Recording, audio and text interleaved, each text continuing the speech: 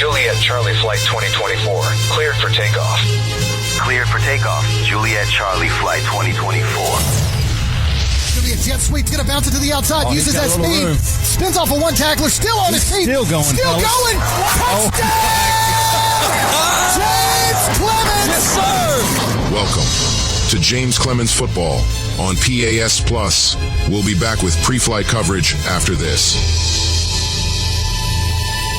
Local sports are brought to you in part by Limestone County Commission Chairman Colin Daly. Visit the County Commission page at limestonecounty-al.gov to keep up with what's going on in the county and find out what ranks us in the top 5% in the state. You can also call Colin at 256-233-6400 or on his cell phone at 256-800-4544. When Keith and Amy Richards went on a Greek vacation in 1997, their goal was to create savory foods from simple ingredients. Thus, Tzatziki's Mediterranean Cafe was born with their healthy spin on traditional Greek food in the form of salads, gyros, sandwiches, and soups. Tzatziki's Mediterranean Cafe, located at 105 Brookridge Drive, Suite A, just off Highway 72 in Madison. Open Monday through Sunday, 10:30 a.m. till 9 p.m. Call 724-6554 or visit them online at Tzatziki'sCafe.com. Tzatziki's Mediterranean Cafe. Originality is our nationality.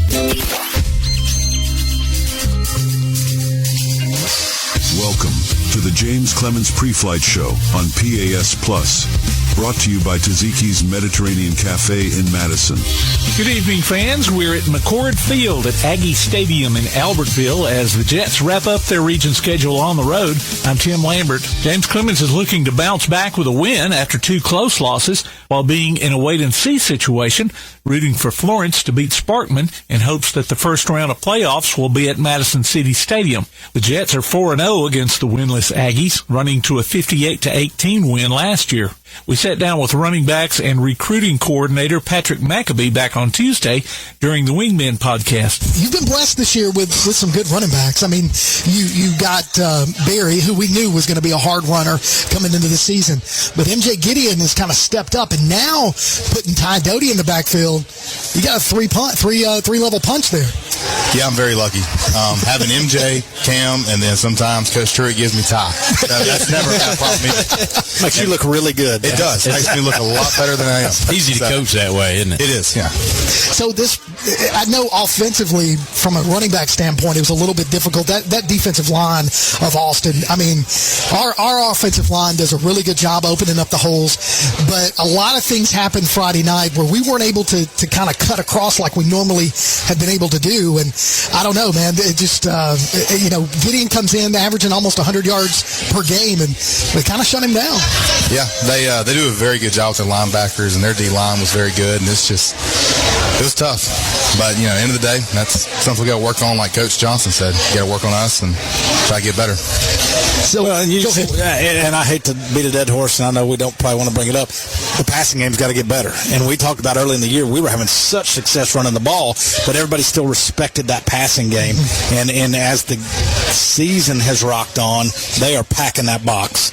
Yes. And I know running that wide zone, we had a lot of, Coach Kimbrough always talks about, we had a lot of success on the cutbacks in that situation, and now those lanes are all full, So, what do you do in the running back room to prepare, knowing that box is going to be full?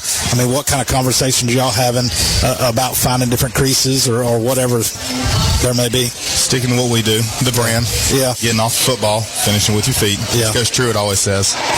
But also being selfless. So when you're blocking or when you're carrying out your fakes on the play action, you have to do that perfectly as well. Because that can open up the pass game as well. So preaching those little things and trying to get better.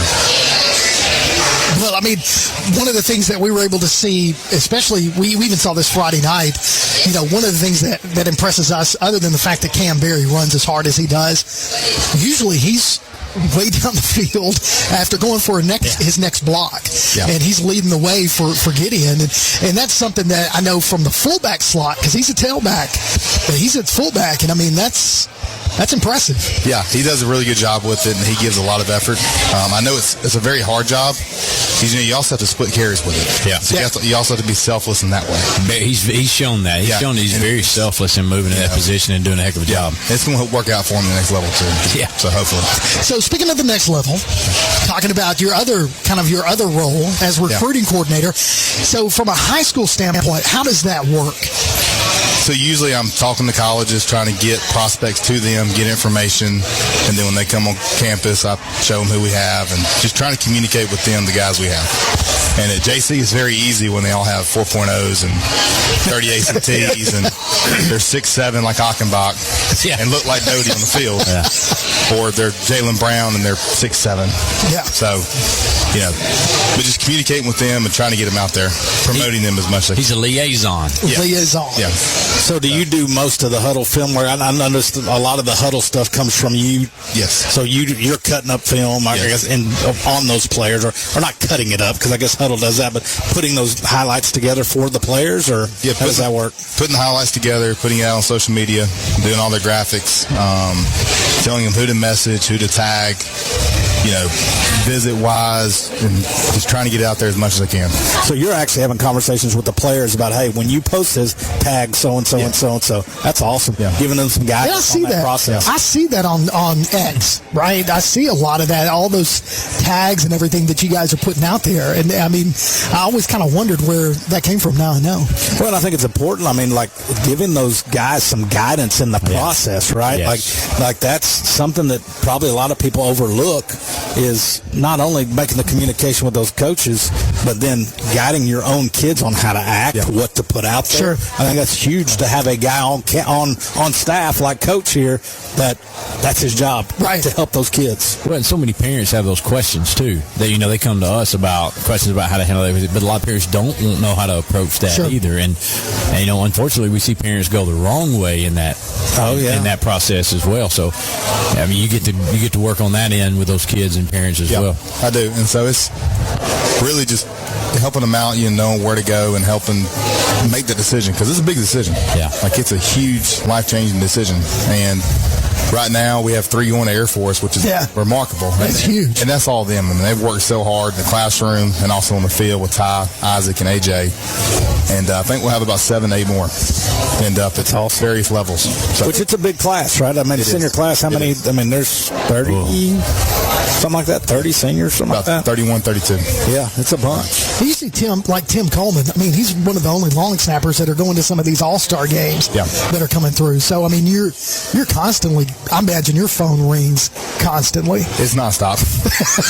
Is it ringing now? It's not. My wife can tell you that, but it's nonstop. She can vouch. Yeah. So Coach, what's when it comes to some of these recruits? I mean, what's the one?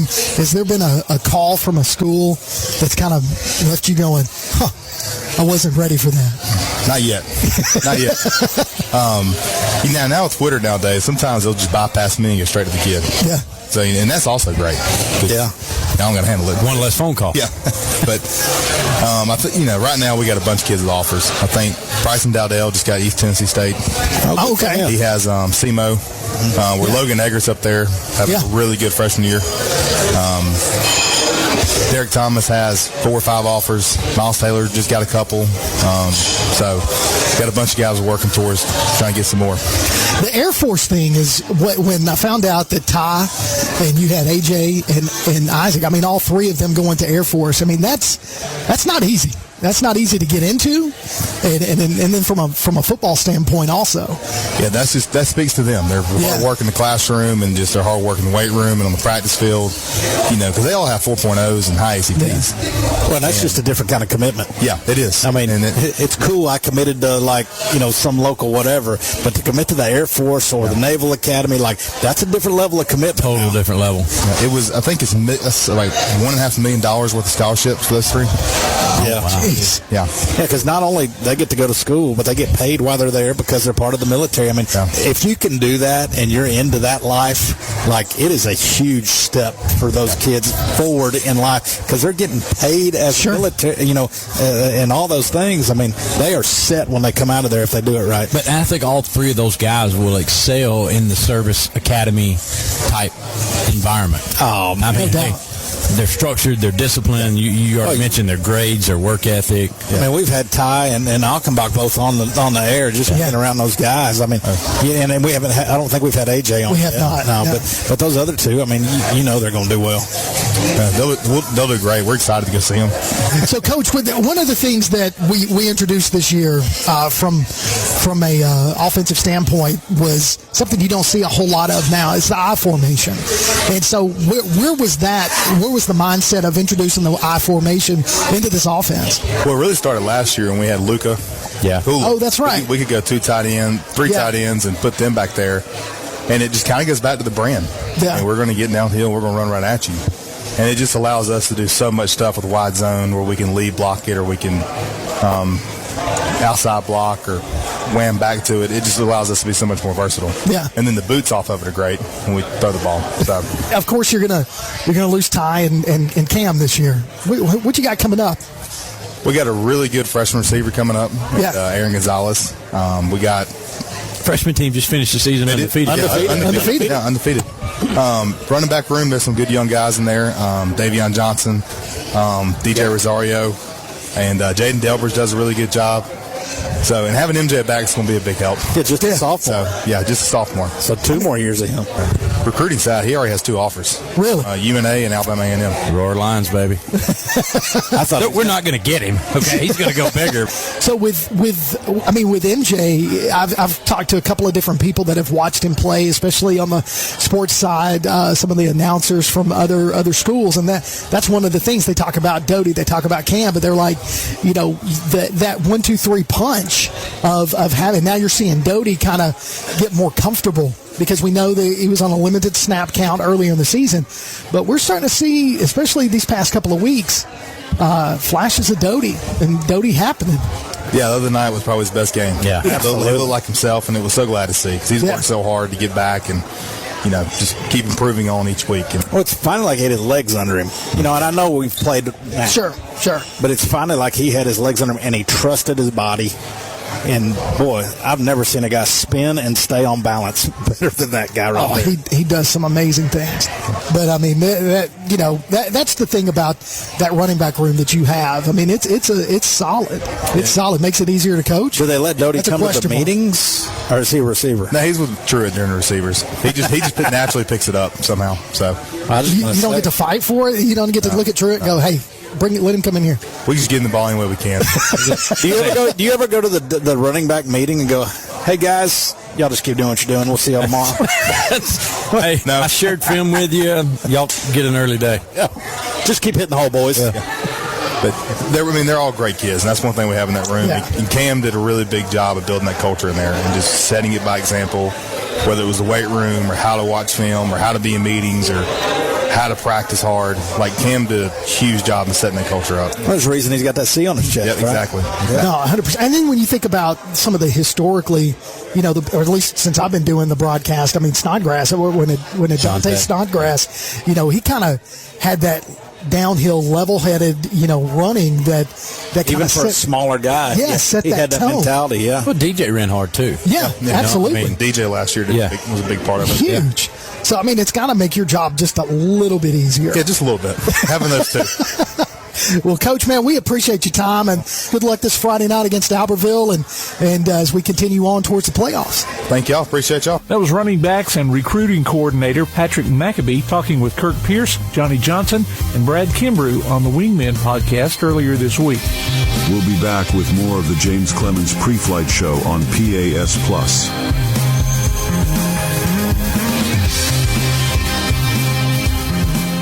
Remember the days when you had that one mechanic you could count on time after time? At Madison Automotive, they believe that the key is building lasting relationships with their customers. Their experienced and certified technicians are passionate about providing high-quality services with honest communication and attention to detail. From routine maintenance to major repairs, Madison Automotive uses top-quality parts and state-of-the-art equipment to ensure your car receives the best care possible. Located at 9075 Madison Boulevard, call 256-772-0760.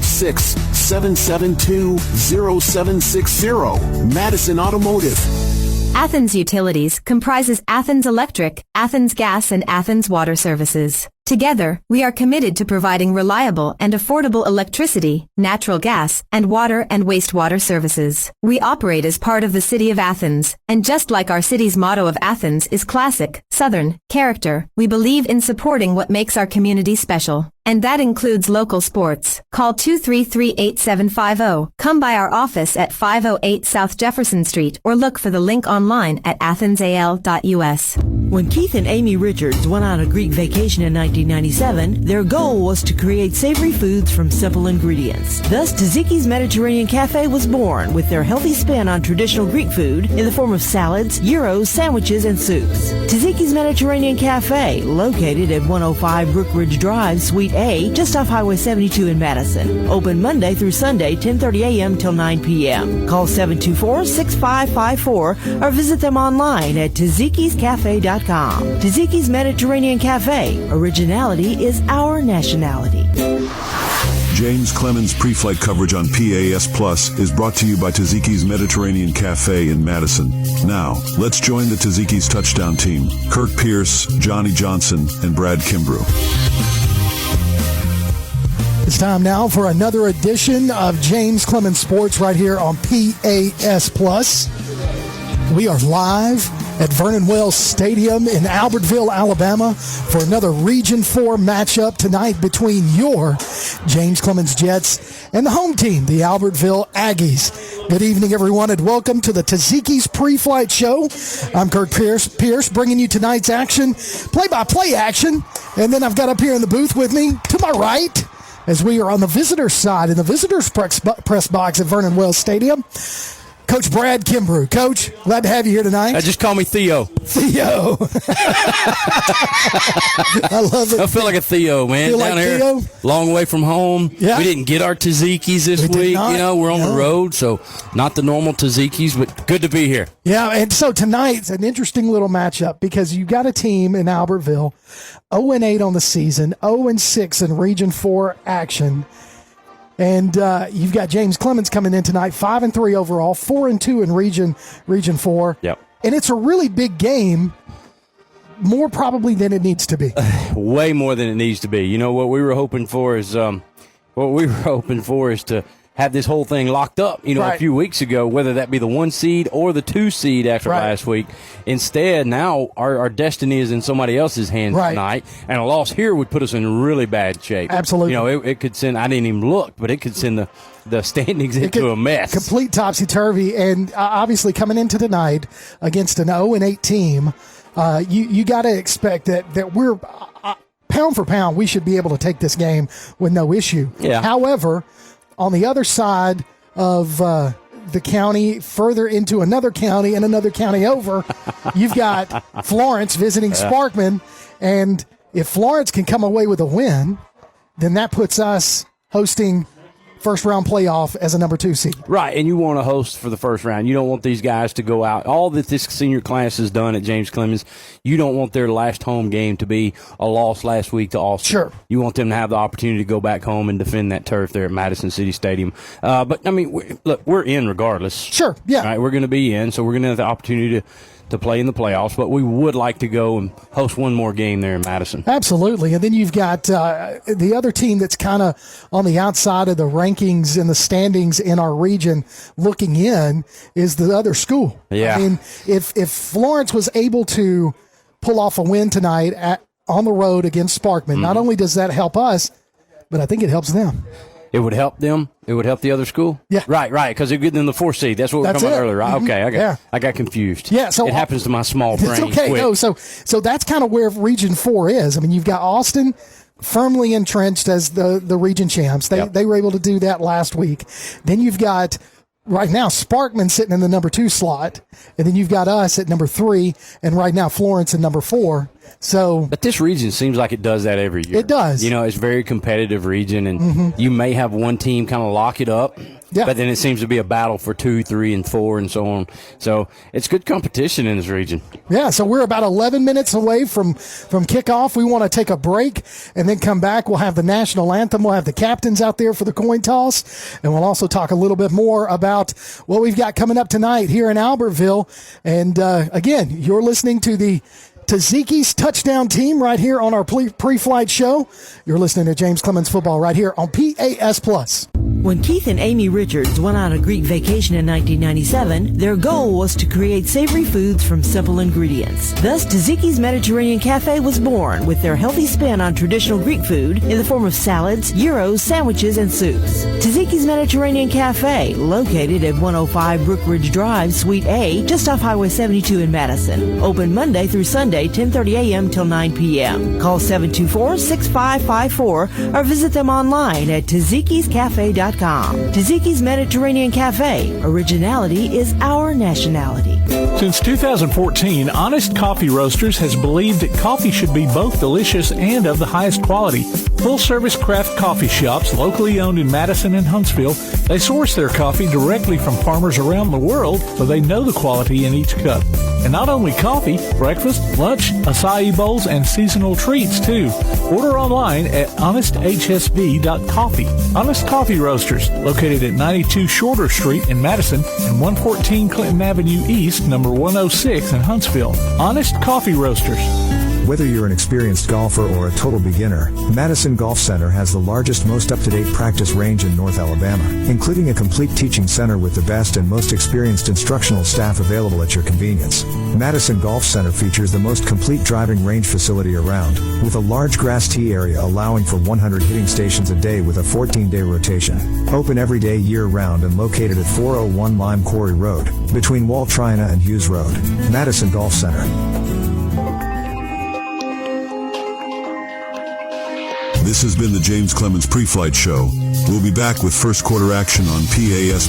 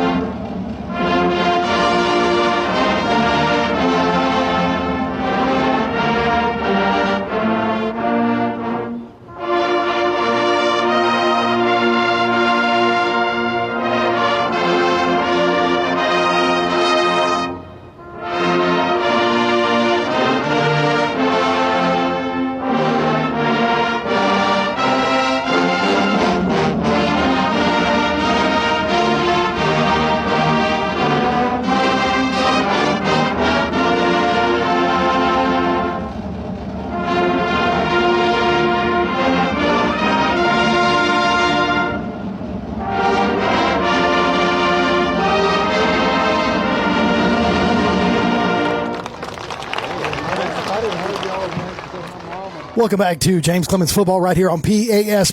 We're in our Taziki's pre-flight show right here with your Taziki's touchdown team. My name is Kirk Pierce alongside Brad Kimbrough, Tim Lambert, producer extraordinaire, as we are at Vernon Wells Stadium in Albertville, Alabama for tonight's Region 4 matchup between the home team, the Albertville Aggies, and the visiting James Clemens Jets. We're missing a member of the Taziki's touchdown team. Well, a couple of them. We've got Johnny is on the road tonight. Is his son's JT's final baseball game in the fall for Snead, and so best of luck to him. Hope they did well today. I'm sure they did. I'm sure he did. And also Carson Stone Cold Stretch Austin. He's not with us tonight. He is our chief statistician, and he is on his way to Kentucky going to see his favorite Auburn Tigers take on Wildcats at Kentucky. It's amazing how much I forget from Tuesday to Friday. It's okay. It's my job to remember. So. You're killing it, brother. Killing it.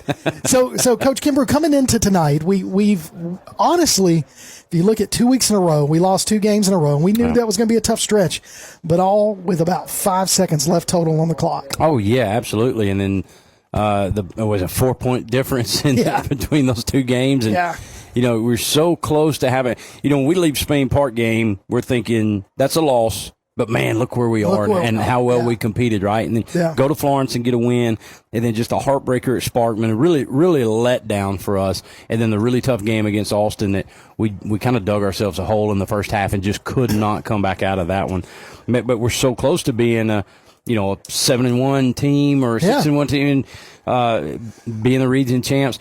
So where's our mindset, I guess, when you come into a game like this where you talked about it earlier, a winless Albertville, and then you know you're better than those teams, and it becomes kind of a trap situation. It does. But where are our heads at after the last 2 weeks? Are we ready to get back on track and use this game for that? Yeah. Or are we going to come out flat and dig ourselves a hole early on again? Right. And last week, this Albertville team went into halftime against the other school, and they had a 7-6 lead going in. And we talked to Coach Truitt earlier in the week, and he kind of gave us a little bit of understanding of how that occurred.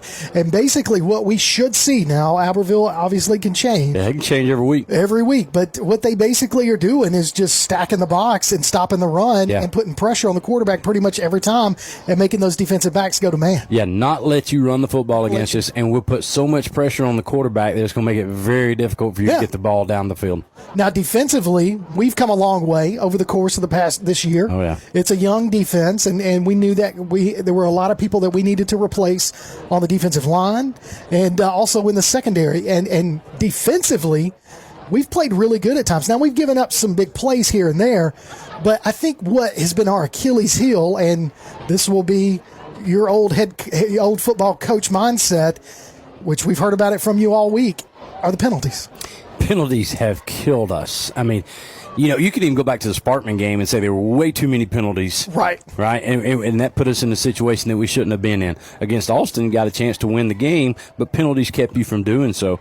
It's just, and it's been over the course of the year we've looked at it, and the penalties are not lopsided to offense, defense, or anything. It's kind of been across the board. Right. But you've got to eliminate those penalties, man. It's really cost us in some crucial times, and you don't want to go to a game like this and be undisciplined and have those kind of mistakes and just make what could be a long, drawn-out game even worse. Yeah. And tonight's senior night for these Albertville Aggies, and they would like nothing more than to go 1-4 against James Clemens. Well, I mean, because they haven't won in 4 matchups. This would make their season right now. Win on senior night. You're going to get to talk about that forever. That's how you're going to remember the end of the year, and that would be big for those guys. So our captains are making their way to the sidelines. Obviously, we've got Tim Coleman. He is a permanent captain, along with Cam Berry, the other permanent captain. Then we've got number 20, defensive back senior Jeremiah Pritchett, and also number 29, Dylan Brandon, senior defensive back. So those are our 4 captains tonight as they're getting ready to go out to midfield for the coin toss. And looks like the Aggies have decided to bring the entire senior class. It's kind of customary, on senior nights. Let 2 or 3 guys go out there and represent you, but have the entire senior class walk out and be recognized. And you played in high school. Yeah, I played. It was the best part of high school. to be the captain. Well, I mean, just playing football. Period. Especially your senior year. Yes. So, but playing football period is the best part of your life and best part of your high school career. And to end it going out like that and get to walk out and represent and be honored by your home team or hometown, that's a special. So for them, they've got number 10, Hunter Smith, making his way out there. Number 2, Jacob Laughlin. Number 7, Jordan Laredo. And I can't get the other number, but that's okay. And everybody's doing their pleasantries. On number 20, Daniel Wright.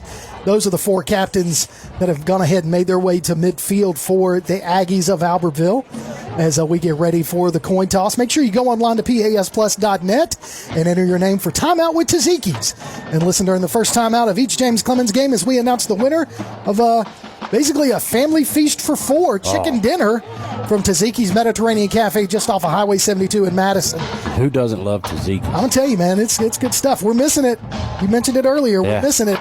So another home game, man. We got to get back home and have a first-round playoff so we can get to tease. Yeah. Something's got to be wrong with you if you're not a Tzatziki's fan.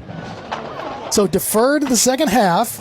James Clemens is elected to kick. So they'll get the ball to start the second half. They're going to kick from south to north, right to left as you're looking at your computer monitor or your screen, whatever screen you're looking at. And so we're going to get to see our defense first as we get to see the Albertville Aggie offense. Have no idea what kind of offense they're going to run. Well, I'm not going to speak to it because, again, I mean, this is one of those teams that could change their offense from week to week, and we're not We're not guaranteed anything here. No. And size-wise, we've got them. We haven't been able to say that a whole lot. No, not one. But size-wise, we have the size advantage, probably the weight. And I know the probably a speed advantage as well. And, overall, we're the better team just getting off the bus, and we know that. But your players know that. Albertville knows that, too. Oh, sure. Absolutely. It's not... It's not a surprise. No, it's not going to be any surprise at all. So here come the Jets from James Clemens coming out of the north end zone in their all-white jerseys with the jet blue numbers on the front and the back. White pants, jet blue helmets. That's a great look. Every look we have is pretty dang good, look, man. And it's a clean look. It's nice. It's a nice little stadium Albertville's got here. They do. They've got great facilities here. Came down a couple years ago and got to see these stadiums. Beautiful press box on the home side and some VIP areas and a lot of space on that home side. Those reserved seats are a really cool addition. And the field houses, bathrooms, concession stands, all really nice. That little corridor terrace up there. Yeah. So it's McCord Field at Vernon Wells Stadium. Okay. Well, look at you giving true props to the name rights. Give them props where they're due. Turf field, so you don't have to worry about grass stains. No grass stains tonight. But there's not a raindrop in the forecast for at least another week, so tonight should get down into the low 70s, high 60s by the time we're finished with tonight's ball game. But we're about ready for kickoff as James Clemens will be kicking off to the Aggies from right to left. Coach Kimbrough, any last thoughts? Man, I hope we take care of business early here. By mid-third quarter, I'd like to be calling out a lot of names of kids that we haven't seen play this year. 100%. Take care of business and handle what you're supposed to handle early. Well, here we go. Ortiz has put the ball on the tee, getting ready to kick it off and get us underway here. As we wrap up the Taziki's pre-flight show, it's time for kickoff, Jets fans. Here we go. Jets. Jets. Never in my life thought I'd be making that cheer. I know, right? Jets. Jets. Here we go. Back deep to receive. Number 10 and number 12 for Albertville. Ortiz. Creeped up there. Yes, he did. Short kick. Going to be fielded at about the 31. Makes one man miss, and then he doesn't get far, but to the 35-yard line as several people got in there on a tackle. He got stuck that time by Christian Wyatt. I mean, I was really surprised he didn't fair catch it. Those old sky kicks, that's the way to do it.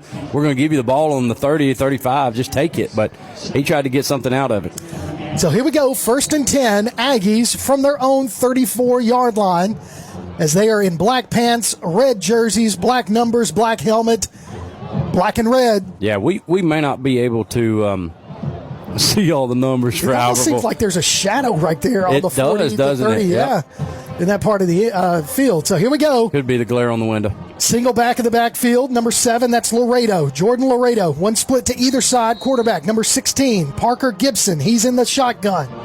Penalty flag on the play right off the bat.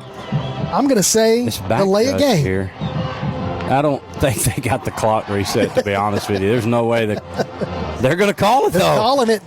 So delay a game, going to back them up 5 yards to their 34. I just don't think there's any way that those guys had 25 seconds. I say 34-29, yeah. Well, they sit over the sidelines for a while. Okay. All right, here we go. 1st and 15. Aggie's going to hand it off to the running back, number 7. Finds himself a little hole, picks up about 4 yards, maybe 5, gets it back to the 35-yard line. So 2nd down and a 9 for the Aggies. I'll tell you what, that was old school offense right there. Just we're going to get down in a low stance, and we're going to get hat on hat, body on body, and just hope that running back finds a crease. So Laredo picks up about 4, maybe 5 yards on the play. No, he picks up 6 because they gave him a yard past the line of scrimmage. So 2nd and 9.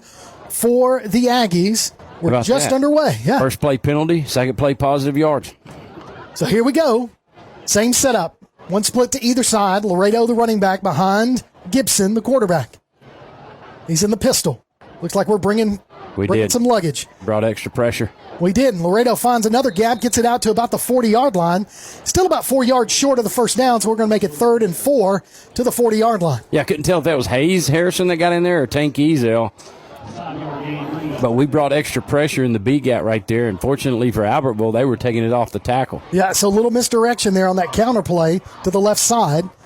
So same setup again, splits to either side. Laredo, the running back, behind Gibson. Look over the sidelines. Play clock is ticking down. Under 20 seconds. They're not in a hurry. No, 3rd and 4 right here. They want to make sure they get this right on the opening drive. So here we go. Gibson, pistol formation. We're going to shift a little bit on defense. Now we're ready. Snap. Handoff. Laredo tries to bounce it to the outside. It's going to be met at the middle. He's going to be short of the first down by about a yard, maybe 2, as he gets to the 41. So it'll be 4th and about 2. So they're going to bring the punt team out. Yeah, they're going to punt. That time on the 3rd and short, I think our guys knew exactly what was coming. They've seen that on film for sure because of the way that Albertville lined up. They knew the tight end was coming to kick out the end, and we had 2 guys fitting, one underneath and one over the top, and got the short yardage play. So they're going to punt with 4th and 2 from their own 42. We're not going to put anybody back there to field. We're going to pretend like they're going to go do a fake punt, and they do. Not punt or not fake it.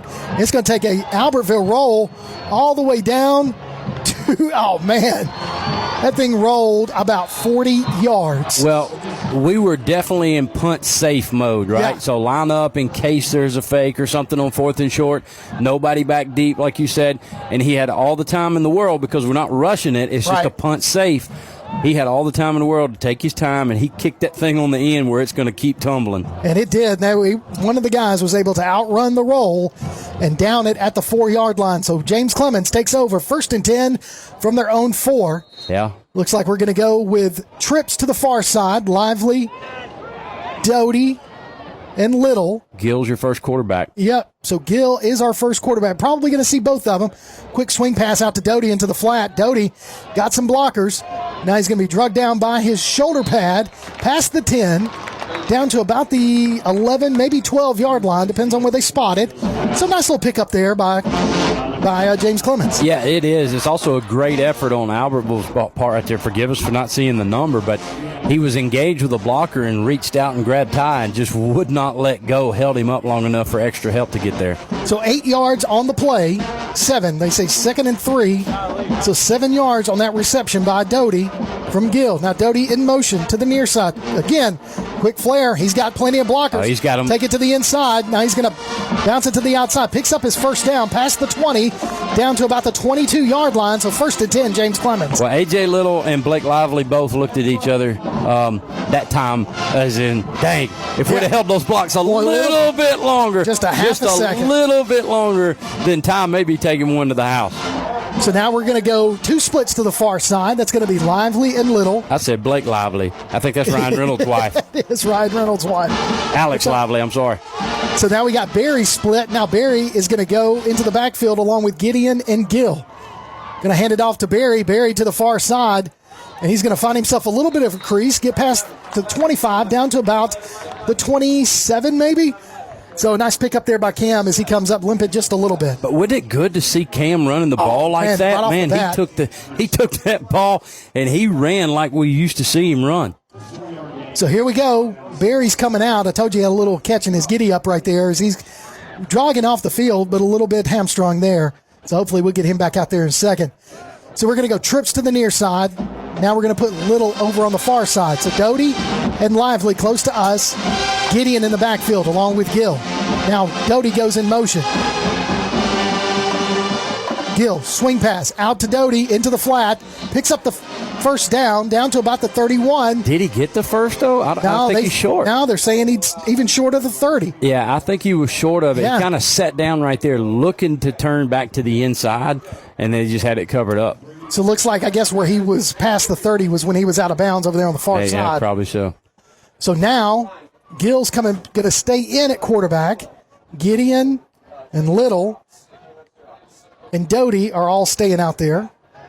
So 3rd and 3, 20 seconds on the play clock. Well, you had A.J. Kelly come in, and when you see him and Achenbach on the same side, that's typically a telltale sign we're going to run the football, and it's probably going to be behind those guys. So Gideon is behind Gill, going to hand it off to Gideon. Gideon finds himself a hole, makes a man miss, picks up the first down, still on his feet, past the 40, down to about the 45.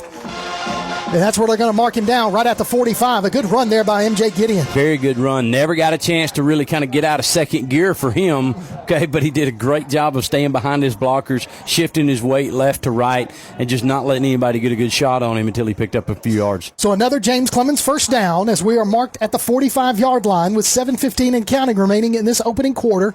It's our first possession. It started at the 4-yard line, and now we're already out at the 45, so we've gained 41 yards in a few plays. We're going to have Lively and Doty split to the near. Now Lively goes in motion. It's going to be a quick pass. Out Beautiful to Barry play in the design. flat. Barry's got some room. One man to beat. Puts a cut. Makes him miss. Couple more to pass him. He stops. Steps out of bounds. Right there at the 15-yard line. Very nice play design. You take Lively, put him in motion, bring him to the inside of the field. Todd Doty also runs to the inside of the field, and that takes the defenders to the middle of the field. Cam Berry slips out of the backfield and is out here wide open. Did a great job getting downfield, and honestly, if he keeps the Jets on down here about the 10, he's probably going to score. He tried to cut back to the inside. So now Barry's going to split. It's good to see him back in. He had a little bit of a limp when he carried the ball a moment ago. But he wasn't limping there. No, not at all. So Gideon's going to stay in the backfield with, looks like, is that still? Oh, yeah. That's Doty. So Doty's going to fake the handoff, bounces it to the outside, got a lead blocker, finds a block. Touchdown, James Clemens. You know, what about Micah right there? Micah out there on the far end gets way blocking. out from the end, and not only does he block his man, he kind of just shoehorned him down on his rear end, and Doty's able to make a cut off that. That almost even just didn't look fair. Well, I heard before the game, I was talking to some of the coaches, I believe Micah made the North-South All-Star game. I don't know if that's news that we're supposed to be publishing yet. Okay. I no guarantee on that. I think we're going to have about 3 guys that make that. That's good. That's good. That's good. Well, maybe that news will come out next week. Well, crap. So not 100% there, Kirk. You know, there's nothing wrong with being exclusive. Well, didn't mean to break that. But that was a good block there by Micah. It was a great block by Micah. So 6:39 remaining in the opening quarter. Jets take a 7-0 lead. We'll keep it here since I already broke some news. So, well, I mean, you've been doing that all year. You're the one that started the quarterback controversy. You gotta stop that stuff, man. You know. So James Clemens with a 7-0 lead with 6:39 remaining in the opening quarter, as Doty was able to rush it in from the Wildcat slot, 14 yards away, and gets in there. And now Ortiz lines up to kick for the second time this quarter. So we still. I mean, that little trot. It's not even a trot. It's a funny slow stroll for about 7 yards, and then he just kicks it in 5th gear for the last 2 steps. Let's see what he does here. I guarantee what he's going to do right here. Think he's going to boot it? Walk. 3, 4, 5, 6, 7, 8, 9, 10, 11, 12, 13. Yeah, and he does. He kicks it all the way towards the 6-yard line. It's going to be fielded there by number 10, and he's going to be met past the 20, still on his feet, down to about the 25. So Aggies, 1st and 10 from their own 25. Really good coverage that time. So 1st and 10, Albertville. So you can check out the PAS Plus mobile app. It's your connection to all of our live streams, along with scores, game archives, and a whole lot more. Go online to PASplus.net for the download links. You can also go to your Amazon Echo device and say, Alexa, open PAS Plus, and hear our coverage of James Clemens football in crystal clear quality all season long. So Albertville, one split to either side. Again, still the same running back in the backfield. He's going to be met in the backfield and brought down for a loss on the play of about a yard. Didn't see who got in there to make that first initial tackle, but I do see Hayes Harrison in there. I promise you, Hayes Harrison is getting around the football. It's what we've seen him. It's what we've seen him do for 2 years. Just get around the football. So that brings up 2nd down and about 11, as it's marked at the 24-yard line of Albertville. So we're showing a 3-3 defense right now, so it's a stack. Yeah. 4 defensive backs. They're going trips to the near side, 1 to the far side. You've got Laredo, the running back, in the backfield, and they're running the clock as low as it'll go. They really are. 2-1. Now they're going to hand it off to Laredo, and he's going to make a man miss. Get out to the 30. Now he's going to be drugged down at the 30-yard line. He looks pretty good back there. Picks up positive yards, Miles Taylor, with the tackle. Well, it's just impressed the way he slipped the initial tackle in the backfield with ease and just comes around the corner with some pretty good speed and good running style. So they got him listed at 5'8", 190 pounds. It's a good-sized running back. That is a good-sized running back. So they're at 20 seconds. They're going to, again, milk this play clock for a while. Trips to the far side, one to the near side. So they got to hold it for about 12 more seconds. That's literally what they're doing. Yeah, it is. I mean, you see teams do this a lot when they're not very good. You just hate to see it so early in the game where you start playing stall ball. So faking the handoff, going to throw for the first time. It's going to be picked off by number 4, DJ Davis. DJ picking up some blockers, makes man miss, still on his feet. Finally slung down at about the 6-yard line. Almost had himself a pick 6 there. He really did, and the guys did a great job of once he picked that thing off, they kind of created a wall on either side of him and just ran alongside of him until somebody finally was just able to penetrate that wall to get a hand on him. Great job getting that return back to about the 6-yard line. So first and goal for the Jets at the 6-yard line, and so try to get another 7 on the board before the end of the first quarter. So it looks like we're going to have, let's see, just trying to see who all we're going to have. Gill's going to come in at quarterback. Yep. You've got Gideon and Barry on either side. Doty's split to the near. Now they're going I formation as Gill goes under center. This is my favorite one. Yep. Going to be a little handoff to Gideon around the near side. That's just too Cuts easy. Cuts it in. Touchdown, James Clemens. That's too easy. From 6 yards out, MJ Gideon with another touchdown on the year with 4:40 remaining in the opening quarter. So a nice little run there, able to find some running room for MJ Gideon. Yeah, Coach Truitt ought to just be ashamed how easy that one was. Ortiz's extra point is up, and it is good with 4:40 remaining in this opening quarter. The Jets with a 14-0 lead. We'll take a break. You're listening to Jets football right here on PAS+. Bankston Motorhomes, with locations in Alabama and Tennessee, carries an extensive inventory of motorhomes, including Class A diesel, Class A, Class B, and Class C motorhomes, fifth wheels, travel trailers, toy haulers, and tent campers from manufacturers like Tiffin Motorhomes, Fleetwood, Forest River, and many more. Bankston Motorhomes also has an experienced service department to help you with any service work or parts or accessories you need. Bankston Motorhomes, Huntsville, Florence, Albertville, Ardmore, and Nashville, helping families like yours build memories for over 40 years. Call 1-800-624-2899 or visit them online at bankstonmotorhomes.com.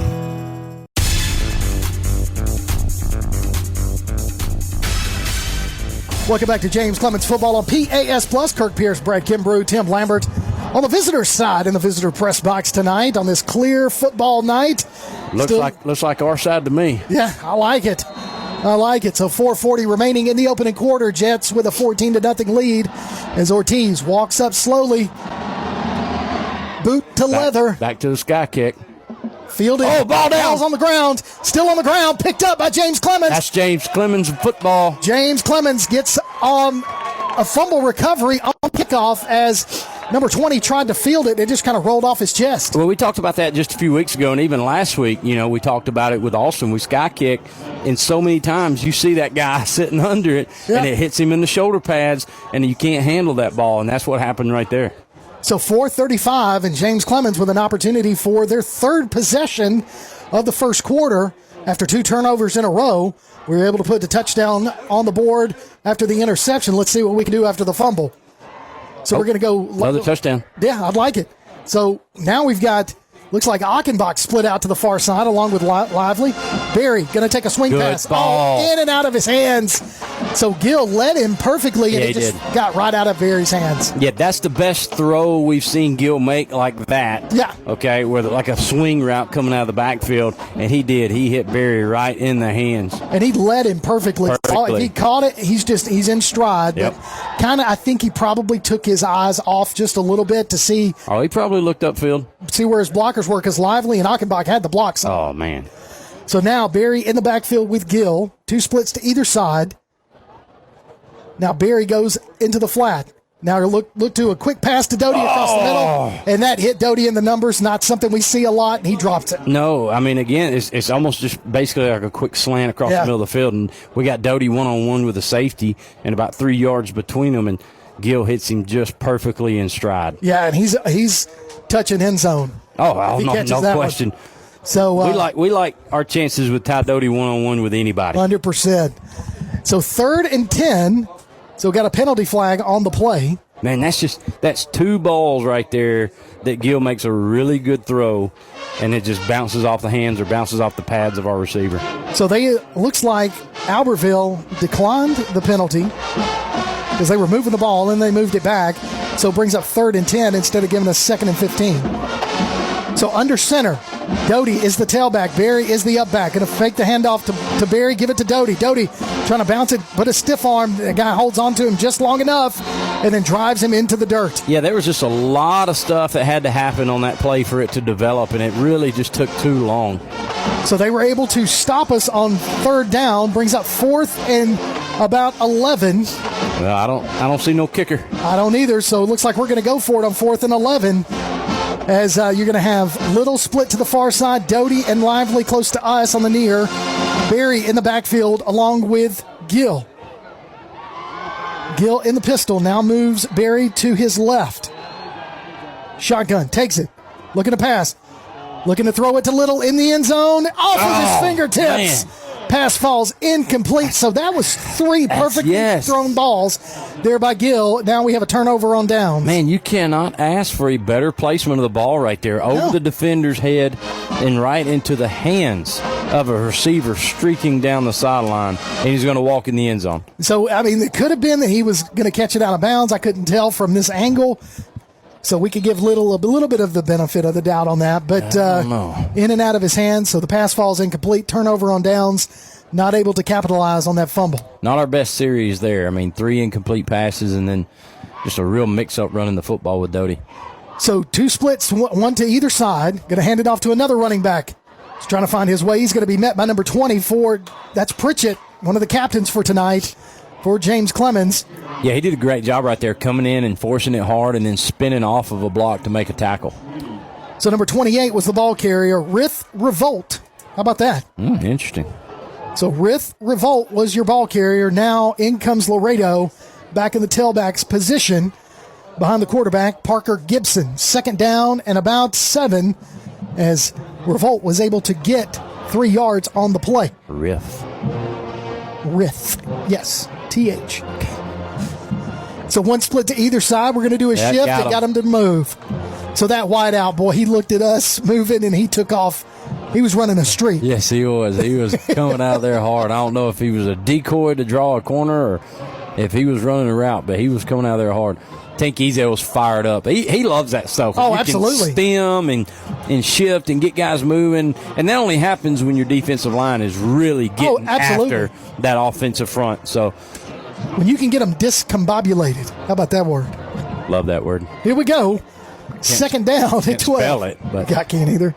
So 2nd and 12 for Albertville from their own 28-yard line. Empty backfield. Yep. Trips to the far side, 2 to the near. Dropping back to pass, looking to throw over here in the flat. It's going to be caught by number 19, penalty flag on the play. Right there by the side linesman. Curious what that would be. Yeah, maybe he pushed off. No, I don't think so. He just kind of used his body to shield himself. Oh, ineligible man downfield. So that's going to negate that gain right there because they got to the 35, still short of the 1st down, but it definitely would have made 3rd down a lot more manageable. Yeah, so that's the call. Illegal man downfield. We're going to decline the penalty. Yep. And bring up 3rd down. 3rd and 8, maybe? Yeah. So they're saying he was tackled short of the 35. So, yeah, about 3rd and 8 for the Aggies. So trips to the far side, 1 to the near. Laredo and Gibson in the backfield. Another shift. Got him to raise. Got him again. Sure did. As soon as we shifted on the line. Well, I think it's been the left guard both times, or maybe the weak guard both times. And, I'm sure he's got his hands full knowing he's got to deal with Tank Ezel. Well, you can see that he's getting taken out of the ball game, and he's being replaced. And he runs to the sidelines, and nobody speaks to him. That's a lonely place to be. When you got 2 back-to-back penalties on you. That is a lonely thing. So here we go. 3rd and 13 from the 27 of Albertville. Trips to the far side, one to the near, shifting again. I almost got the left guard again, a new guy. Yeah, so we're stacking the line. We're sending everybody, getting him to roll out. He's going to have to throw it, and he does. Nice little pass there by the quarterback. Yeah, it was a really good job right there, but fortunately for us, we're covering him up, we're blanketing him, and we keep him short. So he is short of the first down marker by about 3 yards. So brings up 4th down, and now the Aggies are going to punt for the second time tonight. And I don't think we're going to send anybody back again. So we'll just play the odds. Clearly, film study has shown that they'll go for it on 4th and short. That's what it sounds like. Yeah, we're definitely in punt safe. I mean, we've got these guys covered up, and we're playing it with linebackers. So 4th and 4, plenty of time, punt. Nobody's back there, and Another it's going to take punt. an Aggie roll. It's going to take a great roll. Down to the 6-yard line this time. So we gained 2 yards from the last time. Oh, my goodness. So 54 seconds remaining in the opening quarter. Jets on top 14-0. You can follow PAS Network on Instagram, Threads, and X, and look for the PAS Network on Facebook. We'll keep you updated on scores via Score Stream tonight and throughout the week. And we'll definitely be doing that as right now Athens and Decatur tied up at 7 apiece in the first quarter. Okay. I know both those head coaches pretty well. You got Austin and Grissom. Austin up 14-0 in the first. Bob Jones 14, Huntsville 7, and that's in the first. You know which score we really want. Yeah, we're looking at Tim's working on that one. So we don't have Stretch here with us to stay on top of some of that too. So here we go. One split to either side. Gill under center. Going to give it to Doty on a little jet sweep. Doty, plenty of room on the outside. One man to beat. Finally drugged down. I tell you what, he got out to the 20-yard line. They're going to bring him down for a horse collar or a face mask. Yeah, Doty that time kind of set that guy up. You know, he breaks through the second level, and it's just him and the safety.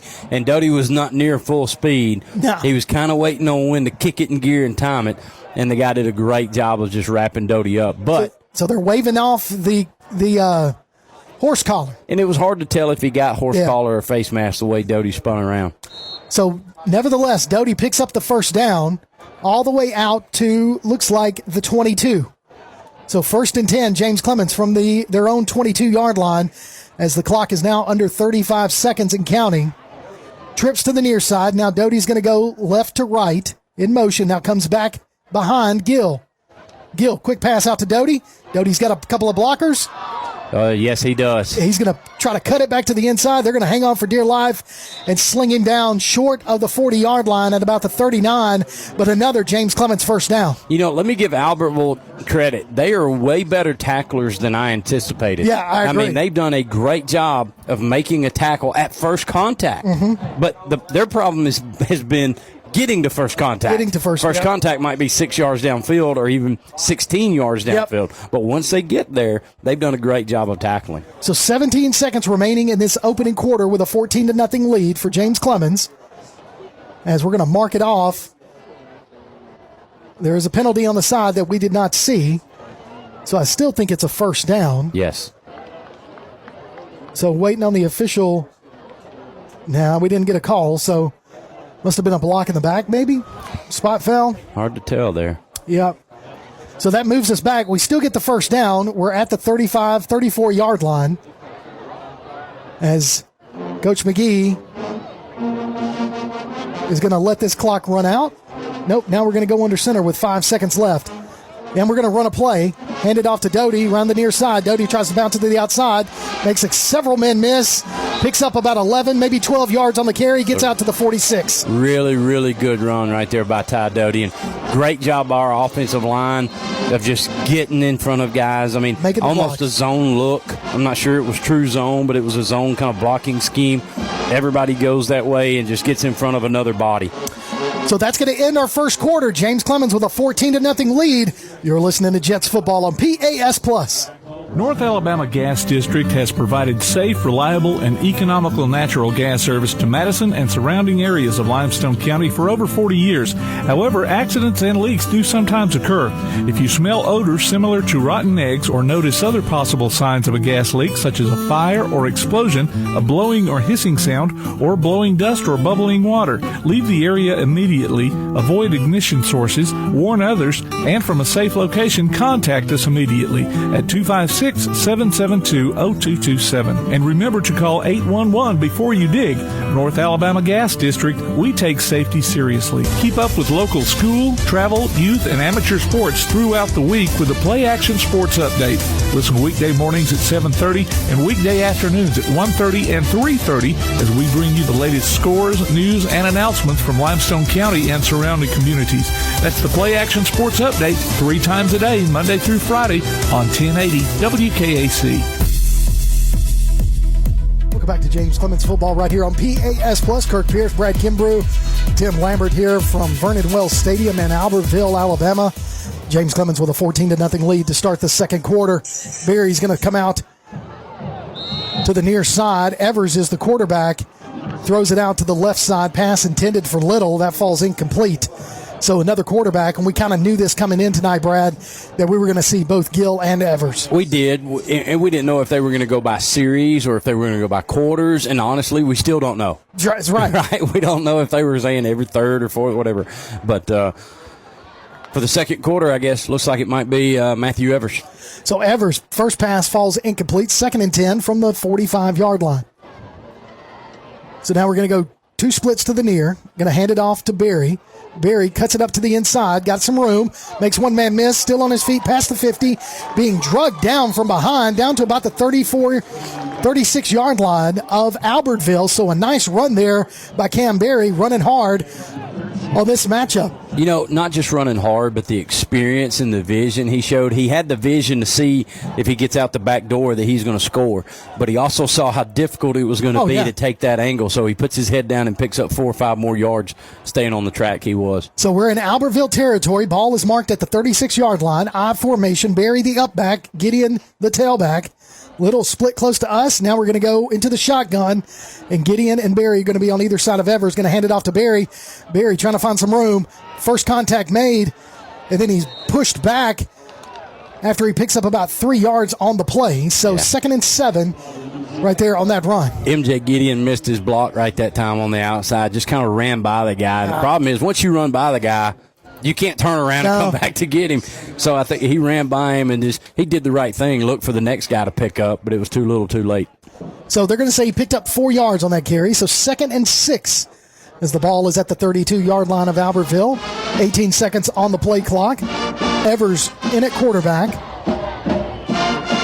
Going to keep Barry and Gideon in the backfield with him as Lively and Little split to the near side. Now, Achenbach goes in motion to the other side.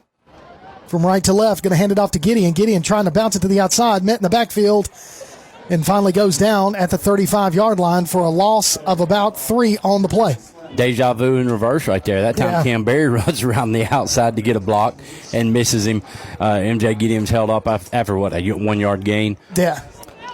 Not sure what that guy's doing, if he's kind of ducking inside or if he's showing late to make those guys miss. But he's definitely made 2 tackles in a row. Yeah. So trips to the near side. It's going to be Little, Lively, and Doty in that order. Evers going to roll to the near side, looking to pass. Throws it right over here to Doty. Doty makes the catch. First down and slung out of bounds past the 25 down to the 24-yard line for another James Clemens first. You know, I was about to get on Evers for not setting his feet. He rolled this way, and I thought, set your feet, get your shoulders angled, hit that target, and he kept moving throughout the whole time, but he threw a perfect strike right between the numbers of Doty and right at the first down marker.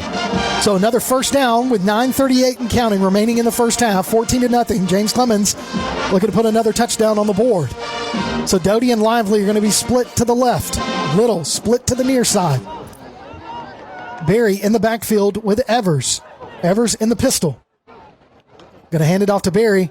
Barry's got a nice hole. He's going to go into the end zone. Touchdown. No question on that one. Man, our offensive front opened up a huge hole, and then I couldn't tell who it was, but somebody got to that middle backer and sealed him off. And that, listen, me and you could have ran for a touchdown after that. I like my odds on that. You didn't need the vision of Cam Barry to make that play. That was easy to see. It looked like the seas parted. So you got Doty, Gideon, and Barry all with touchdowns tonight so far in this first half. Barry scores from 25 yards out on that touchdown run. Now Ortiz lines up for the extra point. Kick is up, and it is good with 9:10 remaining in the opening half. James Clemens 21, Albertville nothing. You're listening to Jets football on PAS Plus. Local sports are brought to you in part by Limestone County Commission Chairman Colin Daly. Visit the County Commission page at limestonecounty-al.gov to keep up with what's going on in the county and find out what ranks us in the top 5% in the state. You can also call Colin at 256-233-6400 or on his cell phone at 256-800-4544.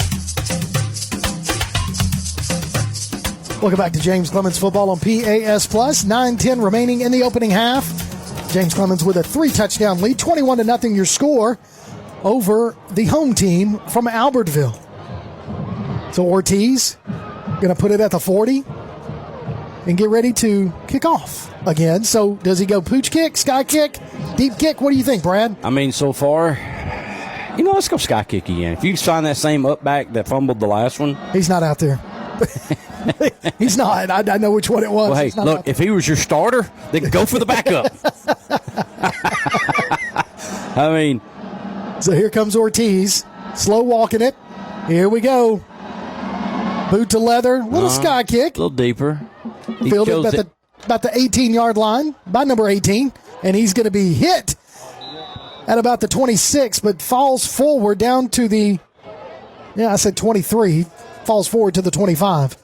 So 1st and 10 for Albertville for their own 25-yard line.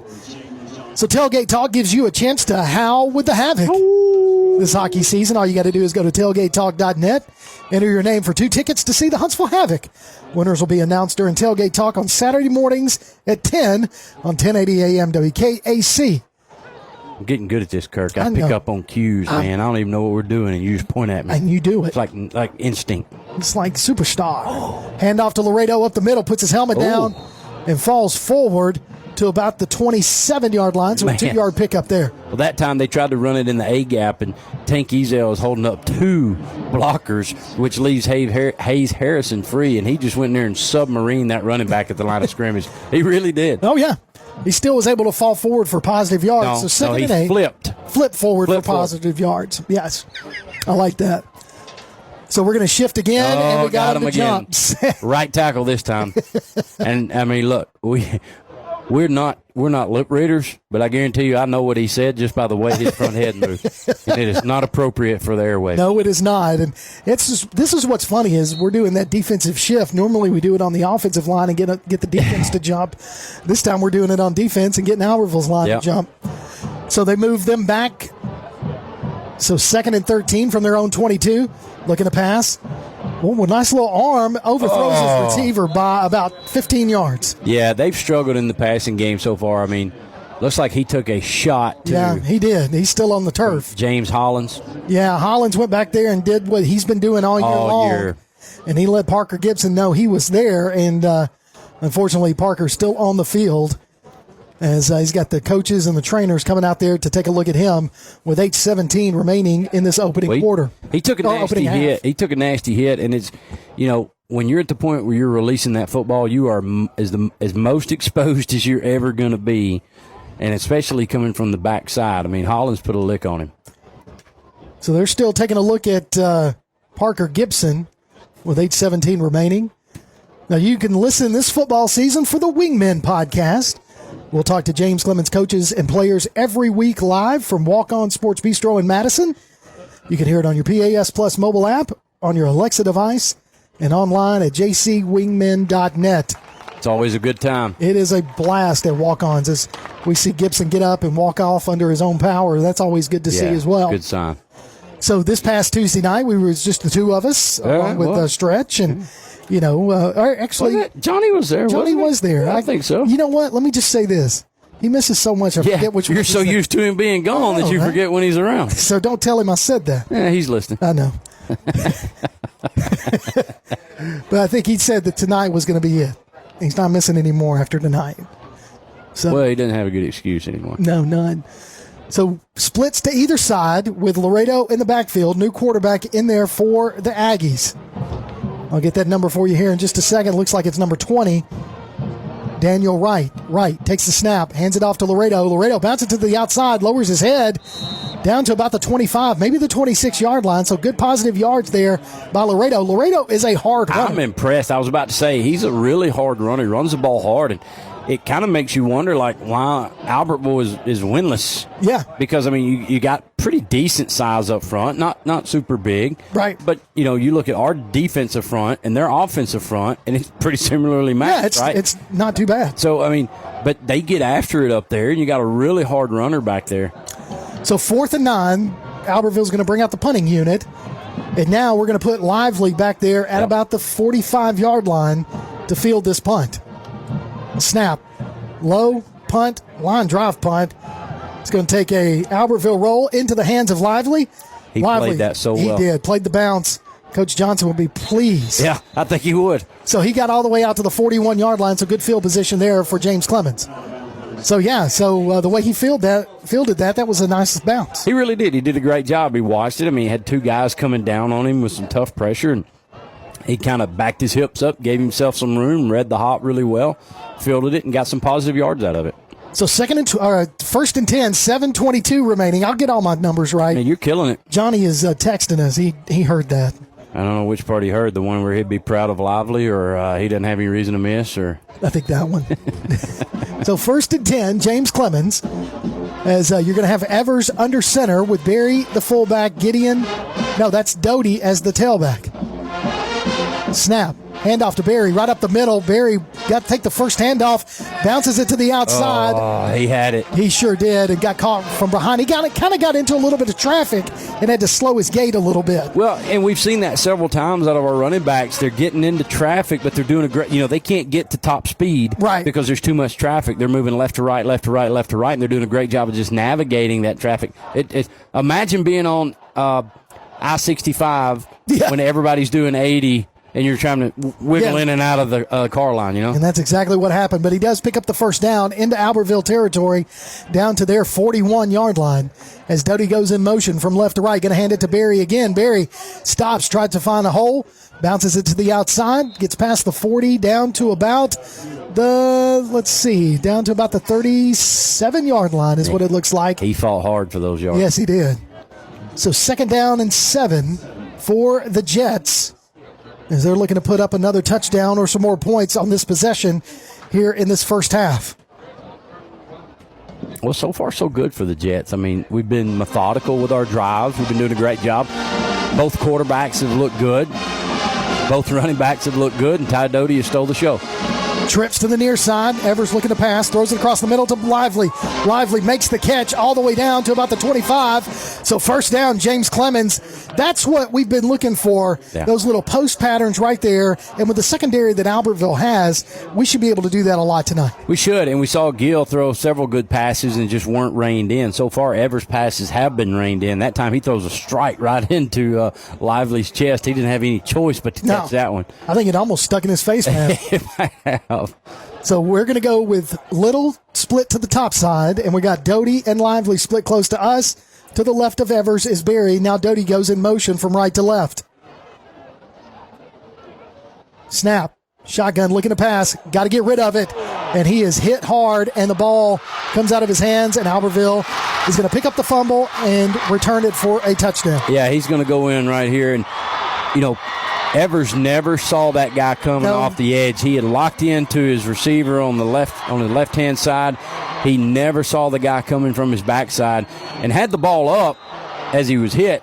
There's nowhere for that ball to go except out of his hand. Yeah, and there's a penalty flag on the return here, so we'll see what the call is, see if that takes the touchdown off the board for Albertville. So I'm predicting, hopefully, a block in the back, which is funny because where the flag was thrown was completely away from where the guy was running. It was, and nobody was going to catch that guy. No. So there's no reason to block anybody. So we'll see what the officials say here. Usually we're on the end of those stupid penalties. Yeah. So waiting on the call. Personal foul. I saw him. I couldn't tell either. Yeah. So it was against. We're used to being on the home side. Sideline. So they're going to keep 2 penalties. Yeah, so I guess they offset. No. Sideline warning was against them. We can't see his hands, guys, to tell you what the... So the penalty was against James Clemens. Yeah. That much we do know. So the touchdown will stay as they were able to pick up a fumble and return it for the touchdown. They line up for the extra point. Snap. Whistle blown dead. Yeah, I think they blew that dead because we were offside. I think, yeah. We're saying they jumped. They're saying we moved. I mean, who cranks up the... I know, the band. Who cranks up the band right before you snap for a PAT? If you wait 6 seconds, you're going to have another point on the board, and you can strike up that fight song as loud as you want. So the penalty is offsides against us. So that's going to move him a little bit closer. So we'll see if he gets the extra point. He's lining it up like he knows what he's doing. Snap. Snap. There it is. Kick is up. Man, I tell you. I've never seen a PAT do that. It was no good. It rotated horizontally. It did. And he missed it. Oh, it missed. Listen, if he had kicked that ball and it spun horizontally and went through the uprights, I'd put my headset down. I'd never watch football again. That's like something's wrong with that. That should never happen. So Albertville was able to get a sack on Evers as Evers was getting ready to throw. The ball falls out. They pick up the fumble, return it for a touchdown with 5:19 remaining in the opening half. 21-6 is your score. And James Clemens is about to get the ball.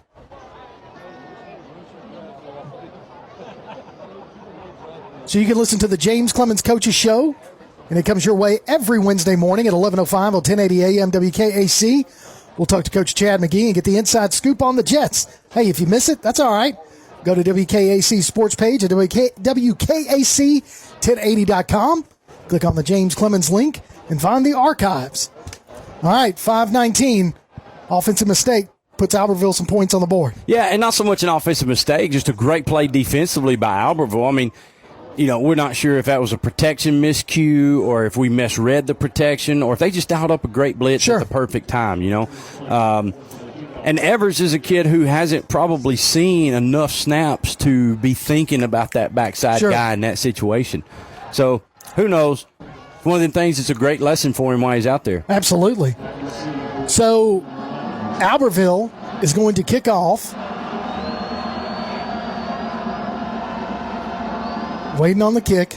If this thing rotates horizontally, I'm going to be flipped out right here. Doty back deep to receive, and it's going to go out of bounds. Okay, that looked more normal. Yeah, so that one's going to go out of bounds. Give us first good field position there. So 1st and 10, James Clemens. I'm just, wow. Yeah. There's something seriously wrong when you kick that thing off a tee. That was a little weird. It was a little weird. Well, you're being nice about it. So here we go. 21-6 is your score. Jeez. I mean, Kirk, you've been around a lot of football too, buddy. Yeah, I know. You ever seen that before? Never. Well, I have seen. I've seen it spiral through the uprights. Try to kick, and I'm not going to say I could do much better. You look like one of the people off game day when the McAfee's got them out there. Yeah, I'd never win McAfee's money. Here's what I think about when they do that: is all those people lined up on either side. I'm gonna take. Are y'all that brave when somebody's teeing off? Yeah, dude. No doubt. So Evers still stays in at quarterback. He's under center. I formation. Going to hand it to Barry right off the bat, up the middle. Yeah. And Barry's going to bounce it to the outside, past the 30, gets the first down. Slings a dude still down. Farmed him. It rolls past the 40 down to about the 41. So a nice pickup there, 21 yards on that gain by Cam Barry. And we talk about Cam Barry's vision that time. The way he just leaked out around the end from the backfield was really, really nice. That whole closed up zone was so tight. Oh, yeah. He just leaked around the butt of the tackle and did a great job of picking up a lot of yards. The guy that brought him down was also the recipient of the Barry stiff arm, and he hung on for dear life, but he took the punishment there.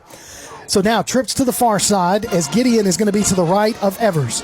Now Achenbach goes from right to left, handed off to Gideon around the far side. Look at that blocking line, man. I tell you, Gideon bounces it to the outside, gets past the 50, down to about the 46-yard line of Albertville. Another first down run there by James Clemens. Yeah, I feel like we didn't show him a lot of our typical zone early in the game, and now we've brought it out a few times. It's been super successful every time. And that time, just like we've seen all year, he starts out to the left, sees that cutback lane, goes right to the middle of the field. So if you looked, you could see that the whole left side of the line had made a lane just blocking them out. And that's the beauty of the zone, man. They just get on their train tracks, and everybody is head to butt, and they just wearing you down. Did what they had to do. So Lively and Achenbach are going to split to the far side. We got to get. Okay, good. There's a timeout. Now we got a timeout, and James Clemens is going to call the first timeout of the game, which takes us to our timeout with Tzatziki's. You already know it. So go online to pasplus.net, enter your name for timeout with Tzatziki's, and listen to the first timeout of each James Clemens game as we announce the winner of a family dinner for 4, chicken dinner for 4 from Tzatziki's Mediterranean Cafe just off of Highway 72 in Madison. And tonight's winner, David Tinsley. David Tinsley. Congratulations, David. Yes, sir. You are the recipient of a chicken dinner for 4 from Tzatziki's Mediterranean Cafe. You get 2 sides with that, some hummus, some pita chips. Ooh, I do love some hummus. And I tell you, that's good food, man. You like the soft pita or the hard pita chips? I like the soft because I like the hummus. Yeah. I love the hummus. Yep. That's one of those things. Like, if I'm going to go with a hard tortilla or pita, I want to go to a Mexican restaurant and eat chips and salsa. Good call. I think that's a fair point. Can we get A.J. Kelly a reception in this game? I think we should. Oh, absolutely we should. Well, we know Coach Truett's right over there. That's a good point. He's right next door. Yeah, we could tell him. I'll text him. So he's coming out of the timeout with 4:07 remaining in the opening half. 1st and 10, ball at the Albertville 45 as Doty is in at tailback. Going to fake the handoff. Ever's going to do a little dump pass right there to Blake Lively. Achenbach does exactly what he's supposed to do.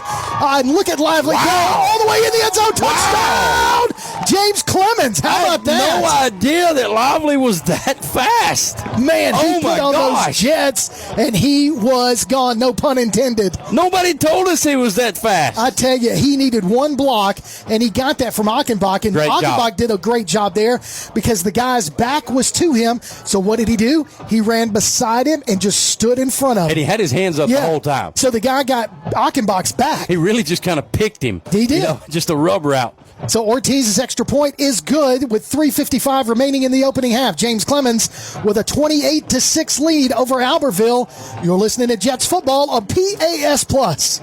At Walk-On Sports Bistro, our love for the game, community, and heart of a walk-on make you feel like family the moment you walk in. Wings, shrimp, and burgers made from scratch, wall-to-wall TVs, and signature drinks. Founded by 2 LSU walk-ons, Walk-On Sports Bistro brings the cuisine, the culture, and the community to life. Always fun, never forced, and our doors are open to anyone. Walk-On Sports Bistro, 8368 Highway 72 West in Madison. Walk-On Sports Bistro. Welcome back to James Clemens football on PAS Plus. 3:55 remaining in the opening half. James Clemens with a 22-point lead, 28-6 your score over Albertville. James Clemens has 2 timeouts remaining. Albertville still hanging on to all 3 of theirs with 3:55 remaining. And Lively with a 45-yard touchdown reception after got a beautiful kind of, I'm not going to call it a huge block, but it was a big block, though. Stand in the way, Achenbach doing exactly. So that's the only guy that could have tackled him. And that's football knowledge right there. Yeah. And for Achenbach, just blocking like the way he did. That's why he's going to play D1 football next year. That's exactly right. So Ortiz kick is fielded at the 12-yard line by Albertville. Returns it all the way out to the 29 before he's brought down. So 1st and 10, Aggies from their own 29. Well, let's go back to the touchdown play. First of all, really, really good play design. We make it look like zone this way. You see the fake handoff. Evers turns around with a guy in his face and just dumps that ball to Lively, who's in open space. And the one guy who could have made a tackle, Achenbach peels back and makes that block. And then Lively found a freaking overdrive. And he found that second, third, fourth, fifth gear. He got through him in a hurry. He did. Taking a look at our North Alabama Gas District scoreboard real quick. Florence 10, Sparkman nothing in the second quarter. Go Falcons. So now play is blown dead. Sideline official threw a penalty flag. So it looks like it could be against Albertville, and it is, as the ball now is going to be moved back as that false start to the 25-yard line. So 10-0 your score over in Sparkman and Harvest. Florence on top in the second quarter. Handing it off to Laredo. Laredo, nowhere for him to go as he gets back to the line of scrimmage. He's still running hard. Put his head down, ran right into the defender. Jeremiah Pritchett with the tackle for the Jets. As now 3:30 and counting on the game clock in first half action. So now, number 16, Parker Gibson's back in at quarterback for Albertville after he was shaken up on the previous series. Had to come out. Now he's back in there. Now we've got number 28, Rith Revolt, is the tailback. Another big kid, too. Yeah. So either side, one split to either side with Revolt behind Gibson. Handing it off to Revolt up the middle. And again, nowhere for him to go as he is met at the line of scrimmage and brought down by number 41, Hollins. Man, you got Tank Ezel down there just fighting off blockers to get in on tackle. You know, they're trying to eat him. He's eating up 2 blockers and still gets off of them. So timeout on the field. James Clemens takes another timeout with 2:54 remaining. We'll take a quick one. You're listening to James Clemens Sports right here on PAS+. Athens Utilities comprises Athens Electric, Athens Gas, and Athens Water Services. Together, we are committed to providing reliable and affordable electricity, natural gas, and water and wastewater services. We operate as part of the City of Athens, and just like our city's motto of Athens is classic, Southern, character, we believe in supporting what makes our community special. And that includes local sports. Call 233-8750. Come by our office at 508 South Jefferson Street or look for the link online at athensal.us. Welcome back to PAS Plus as we bring you James Clemens High School football right here. Kirk Pierce, Brad Kimbrough, Tim Lambert, producer extraordinaire. 13-0 your score now in Harvest in the second quarters. Florence tacks on a field goal to take a 13-0 lead over Sparkman as this play blows dead. Another penalty flag on the field coming out of the timeout. So we did a lot of shifting on that one. I wonder if we jumped across a little bit. Quite possibly. And we did. So offsides on the defense, as that's going to move the ball back pretty much to the original line of scrimmage. So 3rd and 10, ball at the 30-yard line. We like 3rd and 10. Plays in our favor. So trips to the far side. Looks like we've got pressure coming from the Pritchard top. coming in from the top. Yep. Swing pass out. Man, what a catch on that. That receiver, I tell you what, he had to come back on a curl route and caught it in stride, and they pick up the first down. Yeah, it's a really good play by him to come back to the quarterback to try and help him out right there when he's under pressure. And coming back to the football helped him out. He was able to kind of curl back to the inside and just bend that thing around our defenders. So trips to the near side. One running back in the backfield. They're going to hand it off to him. Nowhere for him to go. He's got nowhere to go as Hollins meets him and just drives him back for a loss on the play. They're going to mark him down at the 35, so a loss of about 5 yards on that. Man, tough luck right there for the running back. I mean, by the time he took that handoff, we had every gap full at the offensive front, and there's nowhere for him to go. James Hollins fighting off blockers to get to the tackle in the backfield. So Hollins is a junior, and so he's evolved so much this year and so just imagine, because he didn't really come in starting on that defensive end slide. You know, we had some injuries. We've had injuries, and I mean, you know, shifting people around, but man, he's got a motor that goes. So just think about what his senior year is going to be like. I know. Look at him right there. Getting all in the backfield. Now they're going to blow that one dead. Man, he beat his defensive tackle to the inside and then hit the running back who was a decoy, knocked him completely off his route, and then was chasing the quarterback. So false start against Albertville. It's going to move them back another 5. So replay second down, so 2nd and 15 again. Man, it was almost like, remember Little Giants when he... Yes, I do. No, necessary roughness. When the backup quarterback, blow the whistle. That's it. That's kind of what that looked like. Blow the whistle. So that after that penalty, it's 2nd down and 20. As they were already behind the chains on that. What a great movie, Necessary Roughness. It is. Well, Cindy Crawford's ball didn't flip sideways when it went to the upright. She knew how to kick. Yeah. It wasn't Cindy Crawford. That was not Cindy Crawford. No, we'll get it in a minute. Yeah, we will. Ireland. Kathy Ireland. Yep. As they hand it off to the running back up the middle, he picks up 5 yards on that play. A late flag right there. Number 17, Sarant is the ball carrier. And the flag comes in. So we'll see what happens here. Coach McGee's already taken the timeout, and the penalty is going to be against us. Looks like a face mask. Yeah, so that's going to move it up to the 40-yard line. So it still brings up third down as McGee decides to take. It's the last timeout, correct? Yep, that's his final timeout of the half. But I like this. I mean, let's get another timeout. Let's try to get another possession right here in the first half. Give ourselves a chance to put more points on the board. And you know what happens after halftime? We get the ball back. We get the ball back. We get the ball back. I love that. I love the scenario here. So you can enter your name for the Lawlers Fan of the Week at PASplus.net. We'll announce the winner during our Bankston Motorhomes post-flight show of each James Clemens game. The winner gets a gift card from Lawler's Barbecue. Let's take a quick look at our North Alabama Gas District scoreboard. Athens 42, Decatur 13. Woo! Is that second right? quarter, yeah. Bob Jones 21, Huntsville 7 in the second. Austin 35, Grissom 6. Mars Hill 27, Clemens nothing. Ardmore 20, West Point nothing in the second quarter. Florence, we told you that one, 13-0. That's in the second quarter. Brooks 24, West Limestone nothing. Fairview 21, East Limestone nothing, and Red Bay 22 to Tanner 6 in the second quarter. That's your North Alabama Gas District scoreboard. Empty backfield, going to be a quick screen pass over the middle. It's going to be caught by number 10. Plenty of room, picks up the first down, still on his feet, still past the 45 of James Clemens. Now Albertville is in James Clemens territory for the first time tonight offensively. Yeah, give them props right there against that timeout, that James Clemens timeout, and they've got to have a first down. It was a really good play design to run the screen, and they executed it about as perfectly as you can. So trips to the near side, one split to the far side, one running back in the backfield with Gibson. Gibson takes a snap, looking to throw. Got some pressure. Hollins in his face. Now he's rolling away from Hollins. Looks over there, sees him coming.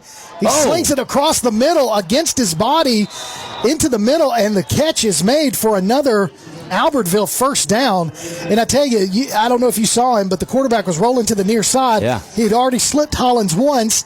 Then Hollins is coming again. He takes his eyes off the receiver, looks at Hollins, back to the middle, and slings it right there. You know, I've been impressed with him on the last couple of plays. This is not the same kid we saw in the first quarter. It's not the same kid that Hollins knocked out of the game earlier. No, it's not. Dropping back to pass. Pass over. Oh man, almost picked off. Looks like, is that... that's 20. 20, Pritchett. In and out of his hands, but again, that pass falls incomplete, brings up second down. Well, you talked about football IQ earlier. That's a good job right there. They've run that several times where the widest receiver just kind of sits down at about 8 yards, right? And that time, Pritchett lets him have the space, but as soon as the receiver sat down, Pritchett went and tried to finish that route for him and just missed him. Just missed picking that ball off. Right in and out of his hands. So here we go. 2nd and 10 for Albertville in James Clemens territory. Ball at the 33. They put a man in motion. Empty backfield. Swing pass out into the flat. Nobody out there. Plenty of time, plenty of room. Yeah. Finally brought down past the 30, down to about the 27-yard line. Well, we've seen that play twice now. Bring the wide receiver from one side all the way across the field into the backfield and let him just kind of sit down and be that last resort outlet. Yeah. And we've got blockers out there each time. So timeout on the field as Albertville will take a timeout. We'll take a quick one as well. You're listening to James Clemens Football on PAS+. If you're looking to make your business stand out, save yourself some time and make Apparel Lab in Madison your first call. Apparel Lab will help you grow your brand with custom t-shirts and hoodies using their unique direct-to-garment printing. Laser engraving can put your design on mugs and tumblers. Plus, they can help with custom-designed hats, stickers, banners, signs, decals, and much more. Apparel Lab. Call 344-4656 or visit them online at apparellab.inc and on Facebook and Instagram. Located in the Madison Mall Shopping Center on Old Madison Pike. Apparel Lab. Welcome back to James Clemens Football right here on PAS+, coming out of the halftime with 29 seconds remaining in the first half. James Clemens with a 28-6 score, but the Aggies are at the James Clemens 28-yard line. Well, and they got something going this drive. Yep, 3rd and 5, and they go empty backfield. Now put a man in motion, offside or false start there. I bet he went... They're going to say we're offsides? Yeah. They said we were offsides. So we must have lined up offsides on that. So that's going to move the ball and give them a first down. So that's going to give them a first down still outside the red zone. So the ball is marked at the 24-yard line. Yeah. Man, we took 23. That timeout to try and get us another possession, but gave them plenty of time. Yeah. So 29 seconds remaining. 1st and 10 as the ball is at the 23-yard line. First down for Albertville. So here we go.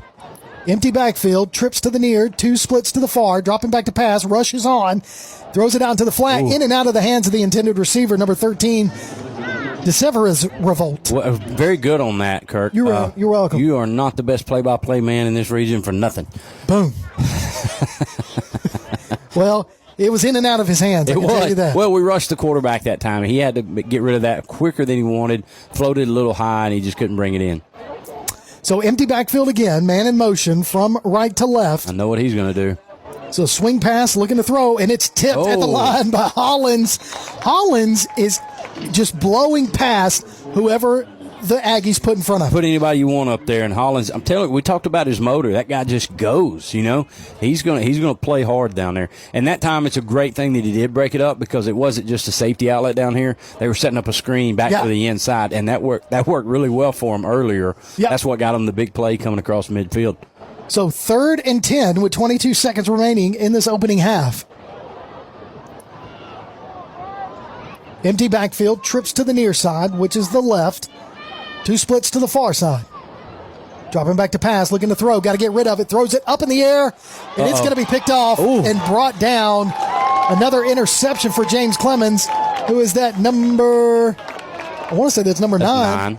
That's Miles Major. Miles Major with an interception there as the quarterback really just threw that one up. He did. Well, I mean, he was hoping for the guy that was coming across running the kind of a flag route or a corner route, but Miles Major's sitting out there with nobody to cover. He's just covering his own, and he went up and got that. Now, he paid for it. Yes, he did. I mean, he paid for it because that receiver caught him in the air and brought him down hard, but nonetheless, we hold him out of the end zone, and we got a chance to get out of the half right here. So 3 turnovers by Albertville in the first half, 2 interceptions and 1 fumble. We have 1 fumble on ours that was returned for a touchdown for Albertville. That's their only points on the board as Albertville decides to take another timeout. Yeah, but good for Evers, showing some maturity for a young quarterback, comes back in after that sack and giving up the fumble for a touchdown. He comes back in, runs the offense very efficiently, completes a couple balls, and then ultimately throws a touchdown there to Lively. So there we go, 16 seconds remaining on the game clock as Albertville takes another timeout to stop the clock, but because you can't take them in at halftime with you. No. Might as well use them. Can't take them. So with 16 seconds remaining, we'll see what Coach decides to call. Probably just going to go into halftime with this 28-6 lead. I would think so. I would think kneel on it here and just go to the house. And that's what looks like it's happening because Lively... You're backed up here where it's a shorter walk anyway. So Lively is going to be deep in the end zone, and Evers is going under center. Snap, kneel, down, into first half. There it is. So as the clock ticks down, that'll close out the first half here in Albertville. Your score, James Clemens 28, Albertville 6.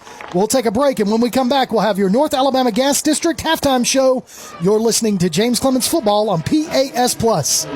Here's what's on the Jets' radar. Swim teams will compete in Boaz on Saturday. Bowling teams will be in action on Monday against East Limestone, Tuesday against Columbia, Hartselle on Wednesday, and Sparkman on Thursday. Then varsity football is on the road next Friday at Homewood. We'll be back with more coverage from PAS+. At Walk-On Sports Bistro, our love for the game, community, and heart of a walk-on make you feel like family the moment you walk in. Wings, shrimp, and burgers made from scratch, wall-to-wall TVs, and signature drinks. Founded by 2 LSU walk-ons, Walk-On Sports Bistro brings the cuisine, the culture, and the community to life. Always fun, never forced, and our doors are open to anyone. Walk-On Sports Bistro, 8368 Highway 72 West in Madison. Walk-On Sports Bistro. Local sports are brought to you in part by Limestone County Commission Chairman Colin Daly. Visit the County Commission page at limestonecounty-al.gov to keep up with what's going on in the county and find out what ranks us in the top 5% in the state. You can also call Colin at 256-233-6400 or on his cell phone at 256-800-4544. Athens Utilities comprises Athens Electric, Athens Gas, and Athens Water Services. Together, we are committed to providing reliable and affordable electricity, natural gas, and water and wastewater services. We operate as part of the City of Athens, and just like our city's motto of Athens is classic, Southern, character, we believe in supporting what makes our community special. And that includes local sports. Call 233-8750. Come by our office at 508 South Jefferson Street or look for the link online at athensal.us. If you're looking to make your business stand out, save yourself some time and make Apparel Lab in Madison your first call. Apparel Lab will help you grow your brand with custom t-shirts and hoodies using their unique direct-to-garment printing. Laser engraving can put your design on mugs and tumblers. Plus, they can help with custom-designed hats, stickers, banners, signs, decals, and much more. Apparel Lab. Call 344-4656 or visit them online at apparellab.inc and on Facebook and Instagram. Located in the Madison Mall Shopping Center on Old Madison Pike. Apparel Lab. North Alabama Gas District has provided safe, reliable, and economical natural gas service to Madison and surrounding areas of Limestone County for over 40 years. However, accidents and leaks do sometimes occur. If you smell odors similar to rotten eggs or notice other possible signs of a gas leak, such as a fire or explosion, a blowing or hissing sound, or blowing dust or bubbling water, leave the area immediately, avoid ignition sources, warn others, and from a safe location, contact us immediately at 256-772-0227. And remember to call 811 before you dig. North Alabama Gas District, we take safety seriously.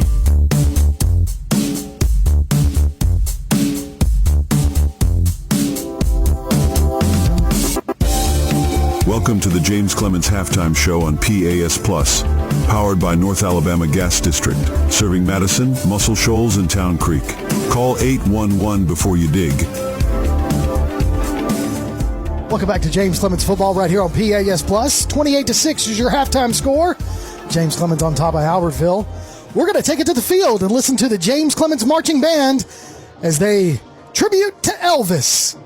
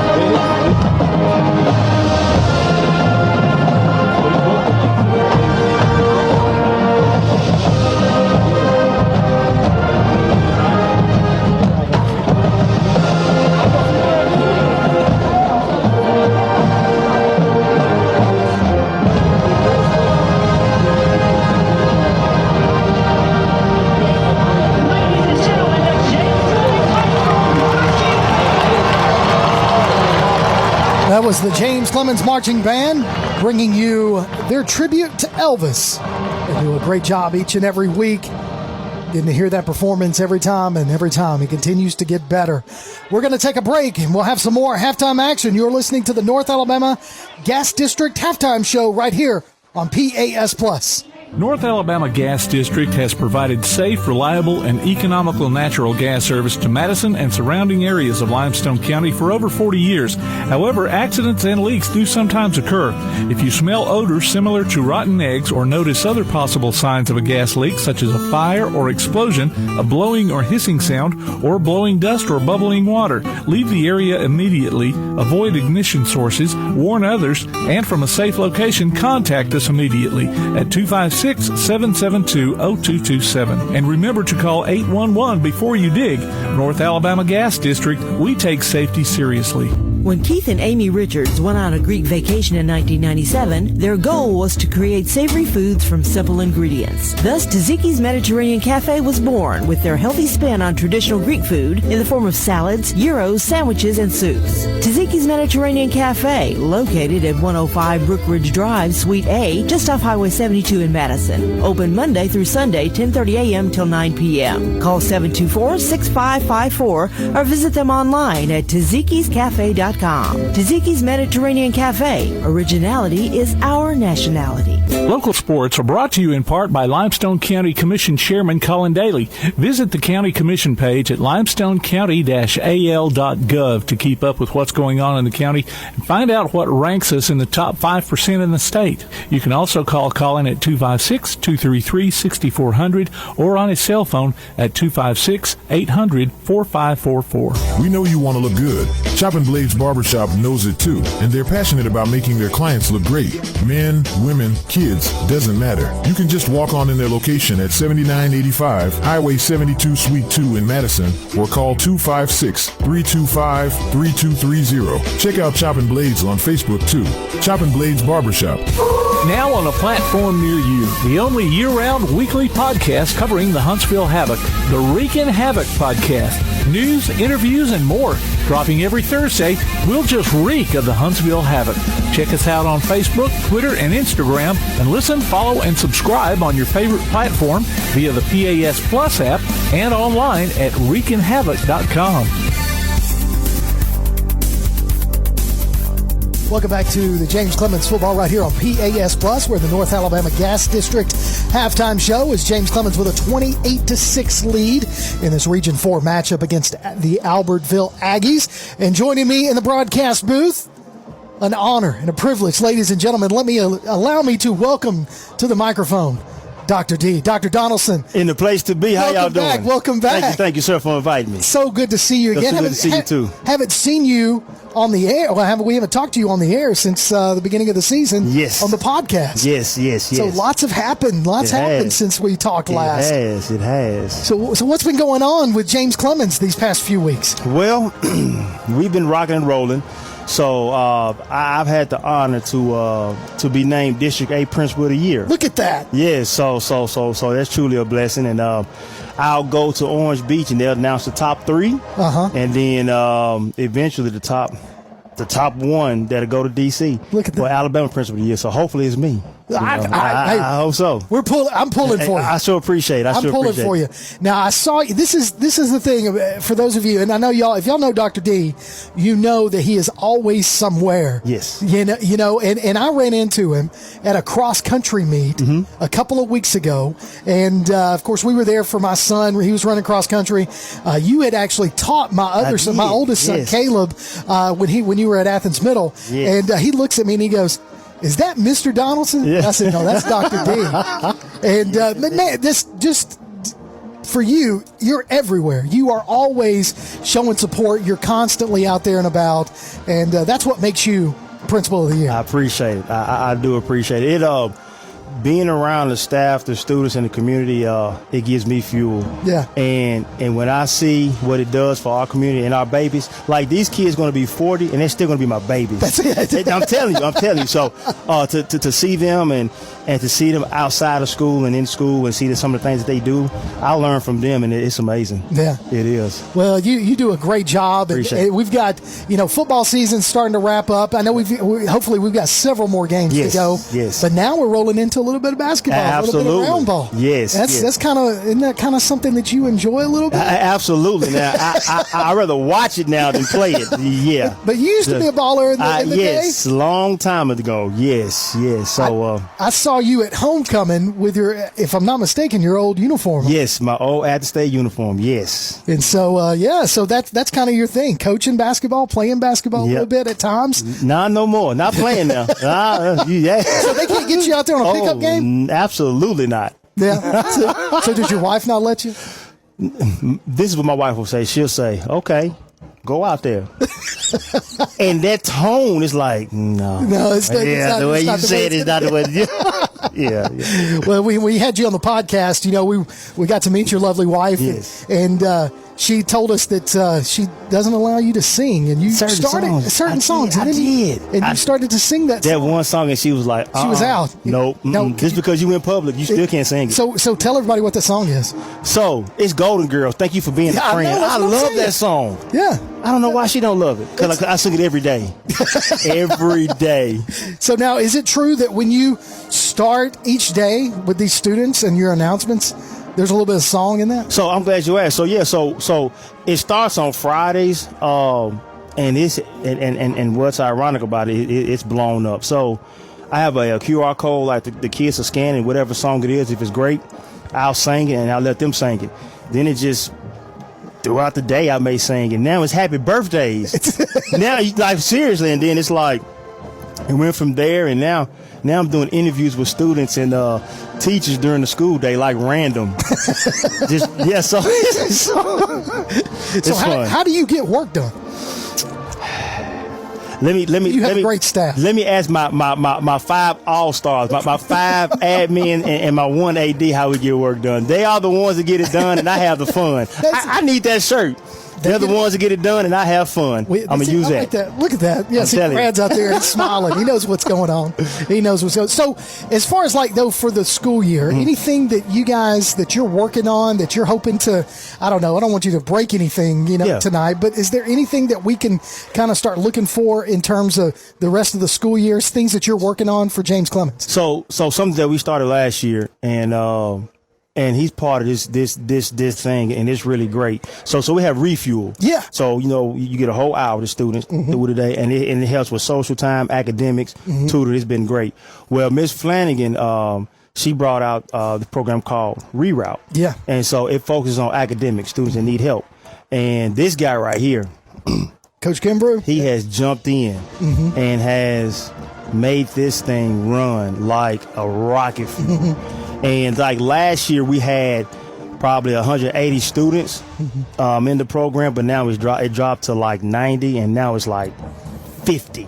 So the students are getting the tutoring, and they see that we want to help them, and then it is expanding, and what they're doing is amazing. Coach Kimbrough, he doesn't want any credit, but he's the mastermind. Him and Flanagan, I'm telling you. So they get the academic side, so that's really good. And now we have students just coming in to get tutoring, just get help throughout the day, because they don't have to stay after school to get the help. Yeah, it's like all during the day. And see, and that's the thing about James Clemens is how many AP classes do you guys have? Oh my goodness, I have to ask Flanagan. We have a lot. It's a lot. And yes. when they, I think she had told us the number at one time, and that's for a high school. That's quite a bit. I don't even know what the number is, but think about what AP classes might be at some high schools, and I would say double it for James Clemens. Yeah, it's because we have exactly, and I know this number, 2,148 students. Jeez. Yes, and counting. Yeah. That's why you have such an awesome staff, and that's how each and every week when we have the different staff on the podcast, it's hard for us to not talk about how great James Clemens is. And I mean, you got on here and you said, place to be, and what's on your T-shirt? It's the place to be. JC, the place to be. And real quick, and so And what makes us so unique and great is we include everybody. So we have our department chair meetings once a month. So that's department chair from each unit. So I think it's like 8 teachers, and then from there, that following Monday, we have a faculty meeting during the day. I'm not a fan of having any meetings after school. Yeah. So that helps a lot, and then that gives the teachers buy-in and autonomy, because when we talk to them during those times and they give us ideas, we take them and we implement them, and we let them know, hey, we want to use this, or if we don't, we make some adjustments. So, but yeah, it's really great. Well, it's every time we have a faculty member, we have somebody that is just helping with the school, and the volunteers that come out and help James Clemens continue to talk about how awesome it is, and that they're going to continue to work with James Clemens even after their kids are gone. That's great. That's the community that you guys are building right there. Yeah, and it's called synergy. Like we're one. Yeah. We're transparent, we're open, So, and we make mistakes. It's not perfect, but we work together and let them know, hey, this wasn't too good, so let's try this right here, because we're willing to step out and do it. Yeah, absolutely. Well, Coach. Hey, I'm good. I'll take Coach Donaldson. Dr. D. Dr. Donaldson. Hey, man, I appreciate you. It's always a pleasure to talk to you. Dr. Donaldson, the principal at James Clemens High School, principal of the year. Yes, sir. Yes, sir. Thank you. We want the whole. Take it to DC. Here we come. We're coming, DC. Taking it to DC. Well, we're going to take a quick break. When we come back, we'll close out halftime, get ready for second half action. You're listening to Jets football on PAS Plus. This has been the James Clemens Halftime Show, powered by North Alabama Gas District, serving Madison, Muscle Shoals, and Town Creek. Call 811 before you dig. We'll be back with third quarter action on PAS Plus. Are pests invading your home or business? Mosquitoes embedded on your property? Maybe excessive crawl space moisture has attracted unwanted visitors. Then call Red Hawk Pest Control, offering residential and commercial pest control, mosquito and brown recluse management, stinging insect control, foundation vents, and many other services to North Alabama and Southern Tennessee. Red Hawk aims to be more than just a service provider. They want to build a long-term relationship with each customer. Call Red Hawk Pest Control at 256-975-8817. Visit them on Facebook or online at redhawkpestcontrol.com. Since 2014, Honest Coffee Roasters has believed that coffee should be both delicious and of the highest quality. Full-service craft coffee shops locally owned in Madison and Huntsville, they source their coffee directly from farmers around the world, so they know the quality in each cup. And not only coffee, breakfast, lunch, acai bowls, and seasonal treats, too. Order online at honesthsb.coffee. Honest Coffee Roasters, located at 92 Shorter Street in Madison and 114 Clinton Avenue East, number 106 in Huntsville. Honest Coffee Roasters. Remember the days when you had that one mechanic you could count on time after time? At Madison Automotive, they believe that the key is building lasting relationships with their customers. Their experienced and certified technicians are passionate about providing high-quality services with honest communication and attention to detail. From routine maintenance to major repairs, Madison Automotive uses top-quality parts and state-of-the-art equipment to ensure your car receives the best care possible. Located at 9075 Madison Boulevard, call 256-772-0760. Madison Automotive. Mellow, a state of mind, a culture, a way of being, and the philosophy behind Mellow Mushroom Pizza Bakers. Since 1974, their mission has been to provide delicious food in a fun and creative environment. The originators of hand-tossed, stone-baked classic Southern pizza, Mellow Mushroom makes their pies with high-quality, fresh ingredients to elevate the dining experience. So mellow out at Mellow Mushroom, a higher order of pizza in Huntsville at 470 Providence, Maine, and 2230 Cecil Ashburn in Jones Valley. Join us for Applebee's Tailgate Talk every Saturday morning at 10 on WKAC. We'll talk to coaches and sports figures of local interest and get their thoughts on whatever comes down the pike. We'll also announce our latest Athlete of the Week and give away an Applebee's gift card and a Tailgate Talk t-shirt. Applebee's Tailgate Talk, Saturday mornings at 10 on your PAS Plus app, on your Amazon Echo or Google Home device, online at tailgatetalk.net, and on the air at 1080 WKAC. You're listening to James Clemens Football right here on PAS Plus as we get ready for second half action. Closing out the North Alabama Gas District halftime show as we take a look at some scores from around the area. Athens 42, Decatur 13 at the half. Bob Jones 27, Huntsville 7 at the half. Austin 42, Grissom 14 at the half. Mars Hill 41, Clemens nothing. All of these scores, just so you know, are at the halftime. Ardmore 20, West Point nothing. Florence 13, Sparkman nothing at the half. Brooks 24, West Limestone hadn't put a point on the board. Fairview and East Limestone, Fairview 21-0, and Red Bay and Tanner with Red Bay up 30-6 at halftime. That's your North Alabama Gas District scoreboard. Serving Madison, Muscle Shoals, and Town Creek. Always call 811 before you dig. So, Coach Kimbrough, as we get ready for third quarter, we get the ball first, but kind of recapping the first half, 3 turnovers for Albertville, 1 for James Clemens. We were able to put 4 touchdowns on the board. 14-yard run by Doty in the first quarter, 6-yard run by Gideon in the first quarter, 25-yard run by Barry in the second quarter, and then a 45-yard touchdown pass from Evers to Lively in the second quarter, and that's how we scored in the first half, 28-6. Of course, our lone turnover was a fumble on a sack, and they were able to scoop and score on that, and that's where the Aggies sit with 6 points on the board. Yeah, we talked about just taking care of business in the first half, and for the most part we have, right? One kind of flukish play there where we turn the ball over, and the rest of our drives have been successful for the most part. Just slow, methodical, doing what we need to do, not looking for anything too big, and just kind of handling business offensively and defensively. So doing what we need to do with Doty lined up back deep to receive the second half kickoff. You've got Lively, and looks like, I think that is Miles Major, lined up in the up back, and he's going to receive it at the 20-yard line as Major cuts it to the outside.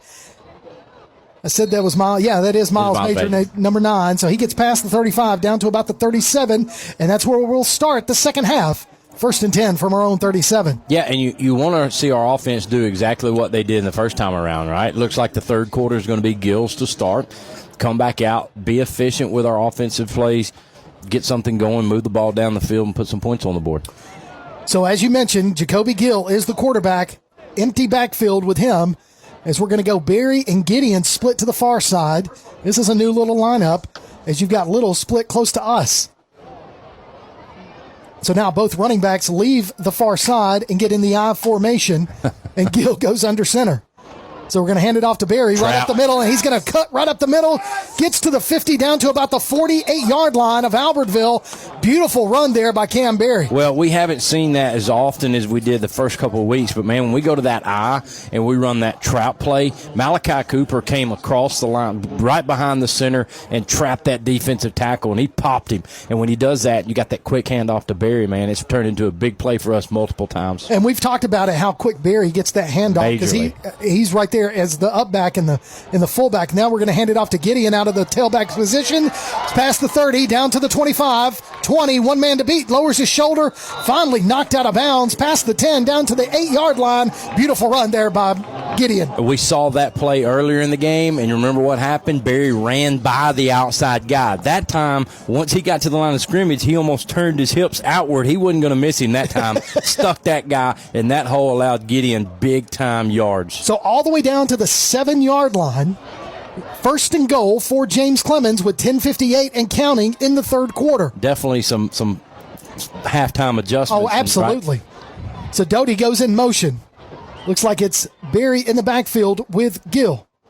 So Gill's going to roll out to the near side, looking to throw. Doty catches it. Touchdown. James Clemens from 7 yards out. Gill with a touchdown pass to Ty Doty. Yeah, and the most important thing and most impressive thing right there is what an efficient drive. 3 plays, right? 3 plays. We go trap, Cam Barry, veteran running back. Then we go with the wide kind of power play for MJ Gideon, big yards, and then you throw it to your steady playmaker, Ty Doty. And we saw, a couple of those little drops that Gill threw earlier. Yeah. And that time Doty brought it in. After the extra point, your score, 35-6. James Clemens on top. We'll take a quick break. When we come back, some more action right here on Jets Football on PAS+. Athens Utilities comprises Athens Electric, Athens Gas, and Athens Water Services. Together, we are committed to providing reliable and affordable electricity, natural gas, and water and wastewater services. We operate as part of the City of Athens, and just like our city's motto of Athens is classic, Southern, character, we believe in supporting what makes our community special. And that includes local sports. Call 233-8750. Come by our office at 508 South Jefferson Street or look for the link online at athensal.us. Welcome back to James Clemens Football on PAS Plus as Ty Doty receives a pass from Gill from 7 yards out to score in 3 plays as we took the second half possession to start the second half. We marched it down 70 yards to punch it into the end zone. So here's Ortiz's kick, and it's going to be another little sky kick over to the side guy, and he barely got that one in, but he is the one that fumbled it earlier. It gets down to about the 36-yard line before he's tackled, looks like by number 30 for James Clemens. That's Miles Yarborough. So Miles able to bring down the kickoff return man. So 1st and 10 for Albertville. It'll be their first possession of the second half. So all of our defensive starters are in the game with a 35-6 lead. I'm sure, just because of what is at stake. You can't give this one away, and you can't let something flukish happen here. I'm sure about halfway through third quarter, we'll still have our starters. And, if we hold Albertville to 6, by that point in time, we'll start seeing some subs. So shotgun formation, trips to the far side, going to fake the handoff, pass out to the flat, caught.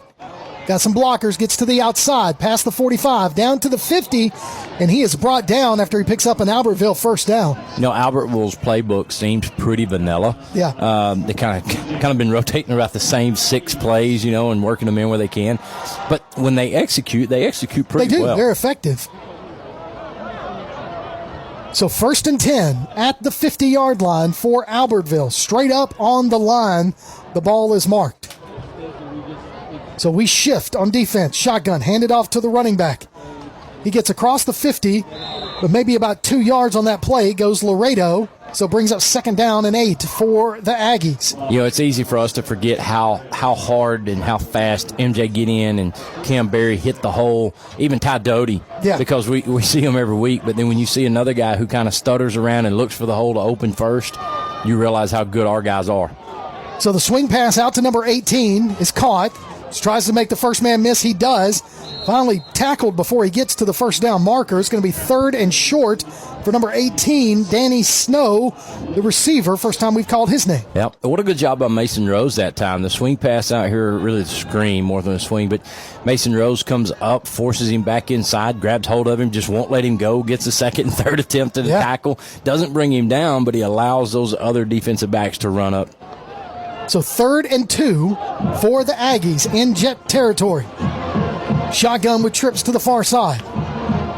Handoff to Laredo. Laredo gets the first down, but that not much more, but that's all he needed. So he gets exactly what he needs. Move the chains. First down, Aggies. Good for them. Like I said, we saw them put together a really good drive at the end of the first half, and get close to scoring, and then desperation throw turns into a pick. But I'm impressed the way they've been able to just kind of put some things together and be efficient. So trips to the far side again. New running back in the backfield, number 17, Surratt. So they're going to fake the handoff to Surratt, looking to pass. Going to roll. Hollins got held a little bit. He delivers another one. Yeah, and he does. Throws it right out there to the receiver on the other side. And he has enough, looks like, for the first down. So that's going to be another chain mover for the Aggies. Yeah, you talked about Hollins getting held right there. Here's what I've seen this year in our officiating is the difference in a hold call and no hold call. Hollins went to the inside. Yeah. And it allows your offensive tackle to turn with him. Mm-hmm. If Hollins had tried to break for the outside, it's an automatic holding call. Because he'd had to wrap his arm around him. So trips now to the near side on the left. Fake the handoff to the running back. Dropping back to pass. Looking to throw it deep. He's got a man. He does. Right all the way to the end zone. It's going to be tipped and knocked down by Miles Taylor. Pass falls incomplete. He was positioned for another interception. He really was. He was able to come underneath that ball, held up there just a tad bit. I mean, if he throws that thing to the back corner of the end zone, I don't think Miles ever has a chance at it. But the ball's hung up a little bit, and Miles just positioned himself really well. And great job by Miles not getting a PI call. No, yeah, because if he runs through that receiver right there, that's automatic flag. So I think we got all of Parker Gibson's arm on that one. I agree. So he's going to go empty backfield, trips to the near side, 2 to the far. Going towards the north end zone as he drops back to pass. Got to get rid of it. He throws it. We fired a dart there. He did. Just off target. Right there to number 18. Pass falls incomplete, and then he took a shot by Taylor. Yeah, he did. So Miles Taylor just kind of giving him a little bit of a love tap. Oh, that's tough love. That's tough love. Jeez. And he's slow to get up, but he does get up. I don't want nobody loving on me like that. I mean, that you could say that it was, uncalled for, but Miles' job is to make him not want to run across the middle again. Yeah, that was kind of an in-betweener. I mean, Miles wasn't trying to punish him, but the guy's in an awkward position after going up for the ball, and Miles just kind of ran through him. Put him on the turf, and now he's up, getting off on his own, under his own power. So brings up 3rd and 10 after that pass falls incomplete. As the ball is at the James Clemens 29-yard line with 7:48 and counting, or 7:48, and now the clock will start on the snap. 35-6 your score. James Clemens on top. Empty backfield. Plenty of receivers. Rushes on. Got to throw it. Throws it into the turf. 4th down. Yeah, he threw it behind him and looked like Miles Taylor thought he was going to have another interception right there. I mean, he squatted down and gave it a good effort to try and catch that ball that was behind him. So they're not going to bring out their punt team on 4th and 10. Nah, would you? No, absolutely not. I mean, we know how far it got punts the football. And we also know that they don't have a field goal kicker that could kick a 40-something yarder. They don't have the leg. So they're going to go empty backfield, trips to the left, 2 to the right. It makes your decision easy as a head coach. Yes, it does. Lack of personnel. Dropping back to pass, pressure, pocket, throws it up in the air, and it is going to be deflected by Miles Taylor as he almost had another interception, but that was probably a wise choice not catching that one. Yeah, it was, but, I mean, it gets you another 15 yards out of it. But I'm not sure what happened right there with the receivers. I've never seen 3 guys running in. Yeah, the quarterback knew exactly where he was throwing it. Nobody 100%. Else did. Yeah, I think one of those guys was supposed to be maybe a post in the middle of the field, which is what the throw looked like. Yeah, that's exactly right. I mean, he was throwing to almost 2 Miles Taylor on that one. So Evers is now going to come in as the quarterback, as Gideon is going to be behind him with Doty and Lively split to the right, Little split to the left. So now Doty comes up to the line. Lively goes in motion. Evers rolling out to the near side. Got to dump it, and he's got Lively in the flat. Turn on them Jets. Look at Lively. Finally, my goodness! At the 25-yard line of Albertville. But man, I tell you what, he had one man to beat, and that guy just had position on him and drug him down. But not before he gets all the way deep into Aggie territory. I mean, Keegan Thompson that time was the guy in coverage, and he knew he got beat on the route, the way Lively come out of his break, and Evers threw a really good ball. That time Thompson, he had to play that perfectly down the sideline. He knew that if he gave him any more space to turn those Jets on, he was done. So Lively and Achenbach split to the top side. Now we've got Doty and Little. Now we're going to pass it out to Gideon, and Gideon makes the catch. Got him some blockers. Puts his head down. Fights his way forward, short of the end zone. I think he got tackled at about the 1. But I tell you what, man, he had some blockers there and just followed those all the way down to the goal line. Yeah, and almost manhandled his way in. Yeah. So now 1st and goal for James Clemens from the 1-yard line. As Evers, Gideon, and Berry all in the backfield. Achenbach's going to come up and line up on the line. Quick lineup. I formation. Evers going to keep it himself, push forward into the end zone. Touchdown, James Clemens. We've seen that effective play, right, with Evers in there. The old quarterback sneak tush push. So Evers able to get on the board for James Clemens with 6:25 remaining in the 3rd quarter. So now 6 touchdowns scored by 5 different individuals. Doty has 2, one 14-yard touchdown run and a 7-yard touchdown reception. So you got to like that when you can able to get a bunch of people some touches into the end zone. Ortiz's kick is up, and it's good. With 6:25 remaining in the 3rd quarter. 42-6 is your score. Jets on top. You're listening to James Clemens Football on PAS+. One of the worst feelings you can have is that of being stranded. Well, BT's towing, tire, and truck repair makes that a thing of the past, with 24/7 towing services and roadside assistance in the northern Alabama and southern Tennessee areas. But that's not all. They also offer truck and trailer repair, mobile welding, brake service and repair, new and used tires, and other major and minor repairs. Their name says it all. BT's Towing, Tire, and Truck Repair. For 24/7 response, call 497-8234. That's 497-8234. BT's Towing, Tire, and Truck Repair. Welcome back to James Clemens Football on PAS Plus as we take a look at our North Alabama Gas District scoreboard for the score that you're looking for. Right now, as we start the third quarter over in Harvest, Florence with a 13-0 lead over Sparkman. We'll keep you updated on that score throughout the game as news comes to us. Back to the action here at Vernon Wells Stadium. Ortiz lines up to kick off and boots this one deep. Fielded at about the 5-yard line by the Aggies. He's got one man to get by. He does. Finally drags a couple more to the 26-yard line, so that's where the Aggies will start. 1st and 10 from their own 26. Yeah, he kicked that one, didn't he? He almost got it over his head. Yeah, he did. 5, pretty good coverage. We just couldn't get that initial tackle, and he ends up with a pretty decent return.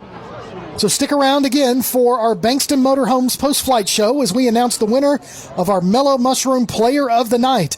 Our featured jet will get a gift card from Mellow Mushroom. That's our Bankston Motorhomes post-flight show where we announce the Mellow Mushroom Player of the Night. I might have to go get me one of them Bankston Motorhomes. All right, let's do it. Let's travel to games. Let's do it. Yeah. Johnny makes good money. He can do it. So Laredo gets the handoff up the middle. Picks up about 3 yards on the carry, brings up 2nd down and 7.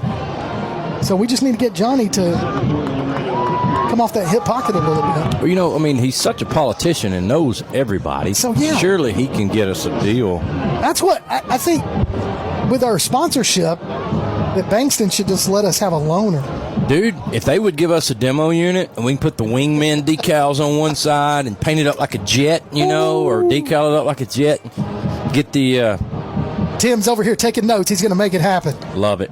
So 2nd and 8. They only gave him 2 yards on the play, so all the way out to the 28-yard line. 2nd and 8 with 5.5 minutes remaining in the third quarter. Going to hand it off to Laredo up the middle. Laredo trying to find some room. Gets about a yard again, but not very much after that. So 3rd and about 7 maybe for the Aggies, as our defense is really not letting them have much up the middle, as Tank and company are making it happen as we start to see some substitutions. Penalty flag on the play is going to give the Aggies a 1st down. So a personal foul against James Clemens, unsportsmanlike conduct, all the way out to the 45. So it'll be 1st and 10, Albertville at their own 45. That's something that we know. I don't know what happened there, why it's unsportsmanlike conduct, but hard to say. I couldn't see what happened, but it's unnecessary at 42-6. Agreed. That goes back to what were we talking about? Oh, yeah, stupid penalties. That classifies. How could I forget? That is definitely one. So we've got a lot of new faces and new numbers in there, so we'll try to get those. We're going to do our best. It's very hard to see when there's a scrum in there on the tackle. So now, one running back. We're going to shift our line. Behind the quarterback, Gibson. Going to hand it off to the running back, number 17, as Sarant fights his way forward for about 2 yards. So brings up 2nd down and 8 as the ball is at the 48-yard line. Yeah, that kind of looked like a buck sweep action. We see Tyler Gage in there on the defensive line. We also see maybe Andrew Rush, I think, number 91. So, yeah. And let's see. We got a lot of new names. Is that Colton Culligan down there on the end? I think so. Or is that Jacob Hopkins? Jacob Hopkins, I think it is. So 14, Caleb Pryor's in the game at linebacker. You got Bryce Brazelton, number 18, in there at linebacker. I think Hopkins is a baseball kid, too. There you go. Is that number 40? 45. Mike Sull is in there in the middle as the middle linebacker. So, again, shifting a little bit. Going with a 4-man front. Hand it off to the running back. He's going to find some room to run up the middle. Pushes his way forward for an extra yard to get the 1st down. So he needed 7. He got 8. So 1st and 10 Aggies as they cross into James Clemens territory down to the 44. Nothing like getting an extra yard. Just to make sure. Nothing like needing 7 and getting 8. That's exactly what you need. So they're going to take their time. they're, again, in no hurry to get a play it called in. No reason to be. So it looks like number 17, Surratt, is going to stay in at tailback as Gibson in at quarterback. One split to either side. He's in the pistol. He's going to milk this clock all the way down. Oh, absolutely. The play clock down to 2 before he takes a snap. Stall ball. So that's what they're doing. Fakes the handoff, throws it high pass intended for number 19. Pass falls incomplete, and he had him there. No, he had him for sure. And just, there's a couple times that he's gotten guys open, at least with a window. Yeah. He's just unable to. He's just unable to get the ball in there. So 2:59, clock stops on the incomplete pass. 42-6, your score here at Vernon Wells Stadium at McCord Field in Albertville, as they are doing exactly what we just called it, stall ball, as they're all still looking to the sidelines. Finally, the play comes in. They're going to go to the line with 9 seconds remaining. Let this play clock get down to 2. Hand it off up the middle. And he's going to be tackled for a short gain down to the 40, about 2 yards on the carry. So it brings up a third down and about 7. Good that we're already, we're, toward the end of the third quarter here, but it's good that we got those young guys in, give them an opportunity to get some reps, because we got a big game next week, and then we got to worry about the playoffs. That's it, yeah. So anytime you can get these guys quality reps in a game, maybe not meaningful reps, but quality reps that you can't emulate in practice, that's a good thing for us moving forward. So Brad mentioned next week is against Homewood at Homewood. We will not have that game on the broadcast. We will not be making the trip to Homewood. Pass falls incomplete. It's tipped by number 20, Pritchett, one of our captains for tonight's game, and that ball, he just knocked that one down. We've called his name a few times from going out there as captain, and then early in the game, he got in on a couple things, and he's had a pretty good game. So Pritchett knocks that one down incomplete. 4th down and about 6 for the Aggies. They got to get to, looks like, the 33-yard line for a first down. Correct, the Mungo. So they are at the 40. So 6 yards to go. How about that? Your math always amazes. It's impeccable. Impeccable. So one split to the near side, one to the far side. Running back to the right of the quarterback. Takes a snap, look at the pass. The receiver on the far side just took off. Yeah, kind of took off a little quick, so that's going to move them back. Probably not going to change their play much. No, I would say yeah, they're not going to bring the punter out at this point. So they're going to move them back 5 yards down to the 45. So it puts them behind the chains on this 4th down. So the play clock goes, game clock stops at 2:06. Here we go. One split to either side. Dropping back to pass is the quarterback. He's got to get rid of it, and he's going to be brought down for a sack in the backfield. Number 40, Jackson Mikesell from the linebacker position gets the sack and turnover on downs. Good for him. Jackson came through there almost untouched, but, man, he got skinny in a hurry at the line of scrimmage, puts a lot of pressure on the quarterback, ends up bringing him down. So the quarterback's still down on the turf after the sack by Mikesell as James Clemens gets ready to come out on offense, 1st and 10, as the ball will be spotted at the Albertville 46-yard line. I think that's Jackson that's down. Yeah, no, that's Parker Gibson. Parker Gibson, I'm sorry. Quarterback, yeah. So Parker Gibson, the quarterback, it's the second time he's been down tonight. He's been roughed up. He has. I mean, he took some shots earlier, and, the one that Hollins put on him was pretty brutal. Props to him for coming back in the game and, putting together 2 drives. Yeah. That one resulted in one almost resulted in points, and the other one got him down the field. But he's taking a beating, and who knows how many shots he's taken all year. Yeah, and he probably re-aggravated whatever it was that he went out with earlier when Hollins sacked him. So minute 59 remaining on the game clock in the third quarter. 42-6 is your score. And while they've got a timeout on the field, we'll take a timeout as well. You're listening to James Clemens Football on PAS+. North Alabama Gas District has provided safe, reliable, and economical natural gas service to Madison and surrounding areas of Limestone County for over 40 years. However, accidents and leaks do sometimes occur.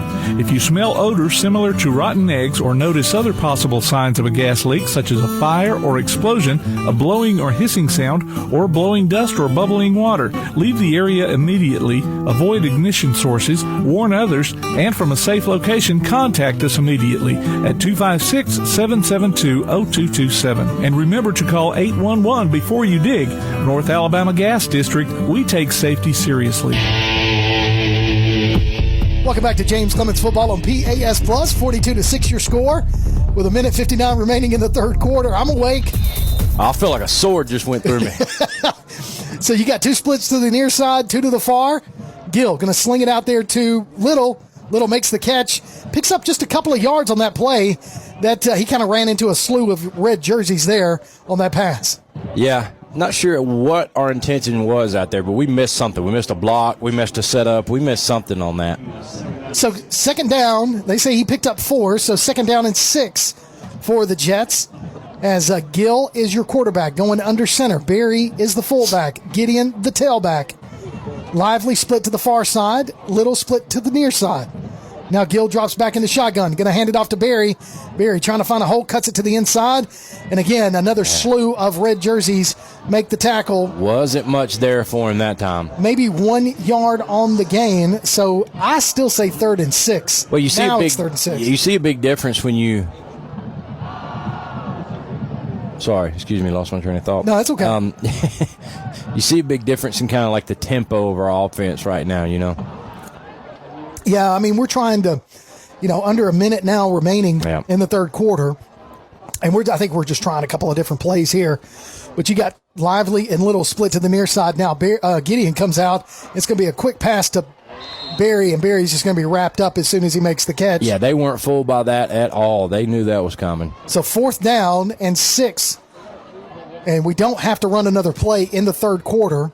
And so it looks like Coach McGee is going to let this clock run. Probably won't run another one. Just get to the fourth quarter. So as the clock winds down from 20 and down, Coach McGee says exactly that. Let's just go ahead and roll it to the fourth quarter. So your score, heading into the fourth, your score, James Clemens 42, Albertville 6. You're listening to James Clemens Football on PAS Plus. Since 2014, Honest Coffee Roasters has believed that coffee should be both delicious and of the highest quality. Full-service craft coffee shops locally owned in Madison and Huntsville, they source their coffee directly from farmers around the world, so they know the quality in each cup. And not only coffee, breakfast, lunch, acai bowls, and seasonal treats, too. Order online at honesthsb.coffee. Honest Coffee Roasters, located at 92 Shorter Street in Madison and 114 Clinton Avenue East, number 106 in Huntsville. Honest Coffee Roasters. Attention all you James Clemens football fans out there. Play Action Sports and Taziki's Mediterranean Cafe are teaming up to bring you Time Out with Taziki's.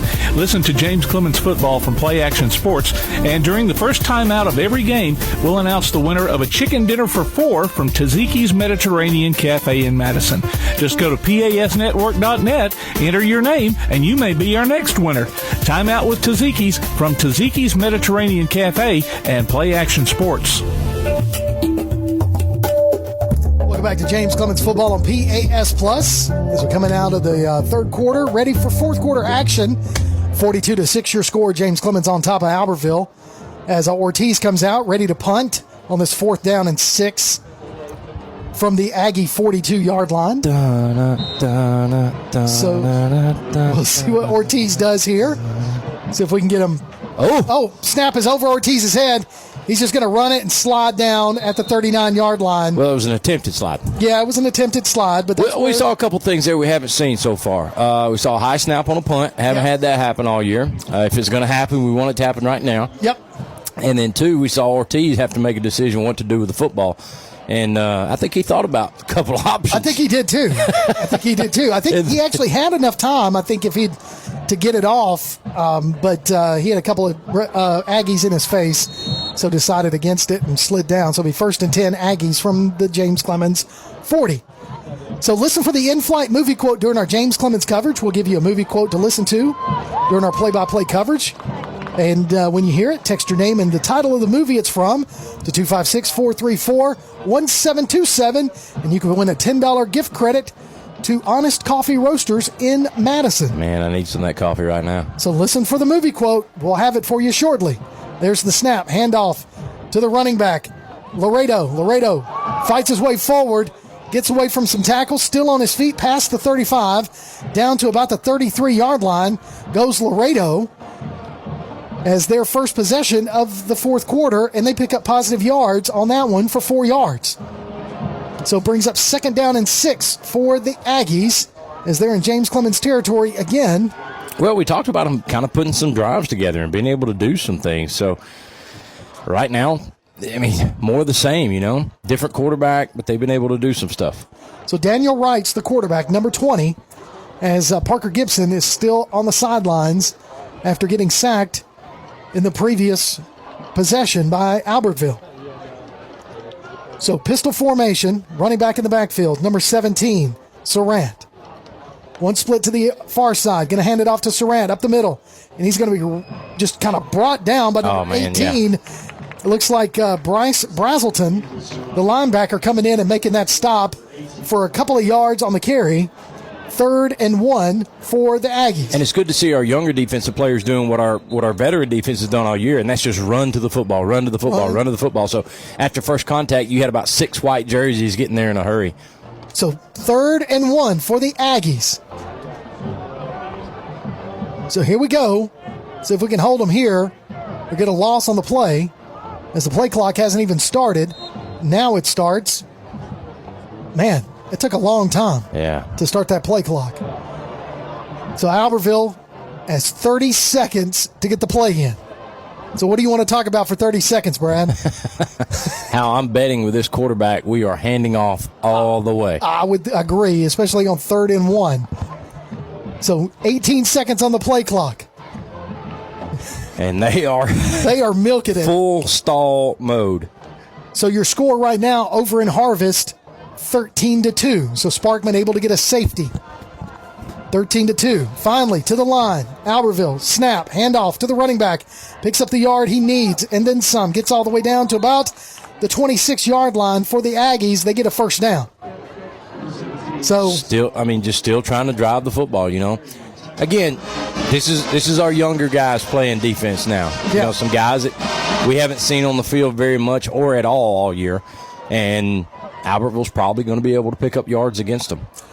So 9:35 and counting remaining in the ball game. 42-6 your score. Albertville still has 20 seconds left to get the play in. So now we're down to 15. Finally, they start to make their way to the line of scrimmage. Now the quarterback is ready. Puts Surratt behind him. 2 splits to the near side. Handoff. Handoff to Surratt. Surratt's going to fall forward past the 25, down to about the 24-yard line. So picks up a couple of yards on that. So 2nd and 8 for the Aggies. Yeah, just handoffs, kind of running it right at our guys, seeing what they can get, trying to get positive yards. And again, like you've mentioned, they're stalling. That's it. Running the clock, just trying to keep as much time off the clock as they can. Which is funny because, I know that 42-6 is, at this point, it's pretty much an insurmountable lead for them, for them to overcome. But I would like to see them be a little bit more aggressive to the end zone. Yeah, it would be hard not to be. So now they come to the line with 2 seconds on the play clock. Snap, handoff to Surratt. Surratt's going to be met in the backfield. Nope, that's Laredo. Laredo picks up about a yard on the play, so brings up 3rd down for the Aggies. That time, Abraham Kanchala, very good. He got through there in a hurry and attempted to make a tackle and just kind of got shook in the backfield. So 3rd and 7 for the Aggies. Ball on the James Clemens 23-yard line as we now hit the 8-minute mark in the ball game. Yeah. Still 15 seconds left for them to get the play in. I bet they'll use every bit of it. Every bit. And the quarterback hadn't even now. He's starting to make a way. So we're going to go 2 splits to the near side, and Laredo is going to stay in the backfield. Snap, handoff. Laredo, bunch of white jersey style runs, going to be dropped for a loss. Dropped for a loss in the backfield. That's Ty Lyles. So Ty Lyles gets in there and gets a loss, a tackle for loss, puts him behind the chains, so 4th and 11. our guys seem to have figured out what's going on here. Yeah, it's a handoff. It's a handoff. Hey, guys. Whip your man up front quick and then play the run. Guess what? It's a handoff. They're going to hand it off. So 4th and 11, 7:15 and counting remaining in this ball game. That's part of young kids getting that game experience, right? Kind of figuring it out. Oh, yeah. So Daniel Wright in at quarterback. 7 seconds. Laredo, the running back, to his right. 2, 1. Finally, snap, fumble, on the ground. Picks it up. Got to get rid of it. He's going to be dropped for a sack. Caleb Pryor with the sack tonight for James Clemens. Yeah, that definitely looked like Pompkey from Necessary Roughness. Yeah. Blow the whistle, blow the whistle. He's built like him. He kind of runs like him. I mean, it's Pompkey. Bring Scott Bakula back in the game. That's not the movie quote, folks. Oh, no, it could have been. Could have been. Don't throw it to stone hands. So with the turnover on downs, James Clemens gets the ball. 1st and 10 from their own 37-yard line. New quarterback in there for James Clemens, Hayes Jones. Hayes Jones got 2 new wideouts to the near side. As Dylan Laughlin goes into the flat. Makes almost a good catch there as he kind of jumbled it around. Yeah. And wasn't able to bring it in. So Hayes threw that one behind him. Yeah. I mean, he did all he could right there to try and bring that one in. But seeing a lot of new faces out there, good to see for James Clemens. Looks like all of our offensive line starters are out right now. We're seeing several new guys. Looks like Eric Salguero. Yeah. At center? No. Who's our center? So it's like Corbin Johnson split to the near side. High snap. Going to hand it off to the running back. I'll get the name for you here in just a minute. Look at that little run there by number 37, Delbridge. Jaden Delbridge. Jaden. Picks up the necessary yardage for a first down. Yeah. Good little run by Jaden. So picks up 11 yards on that play, all the way out to the 48-yard line. So a nice run by Delbridge. Yeah, it was a really nice run right there. So you see Dylan Laughlin, number 2 in there. Yeah. We see number 39. I'll get that name for you here in just a minute. Yeah, some of these offensive line numbers don't match up.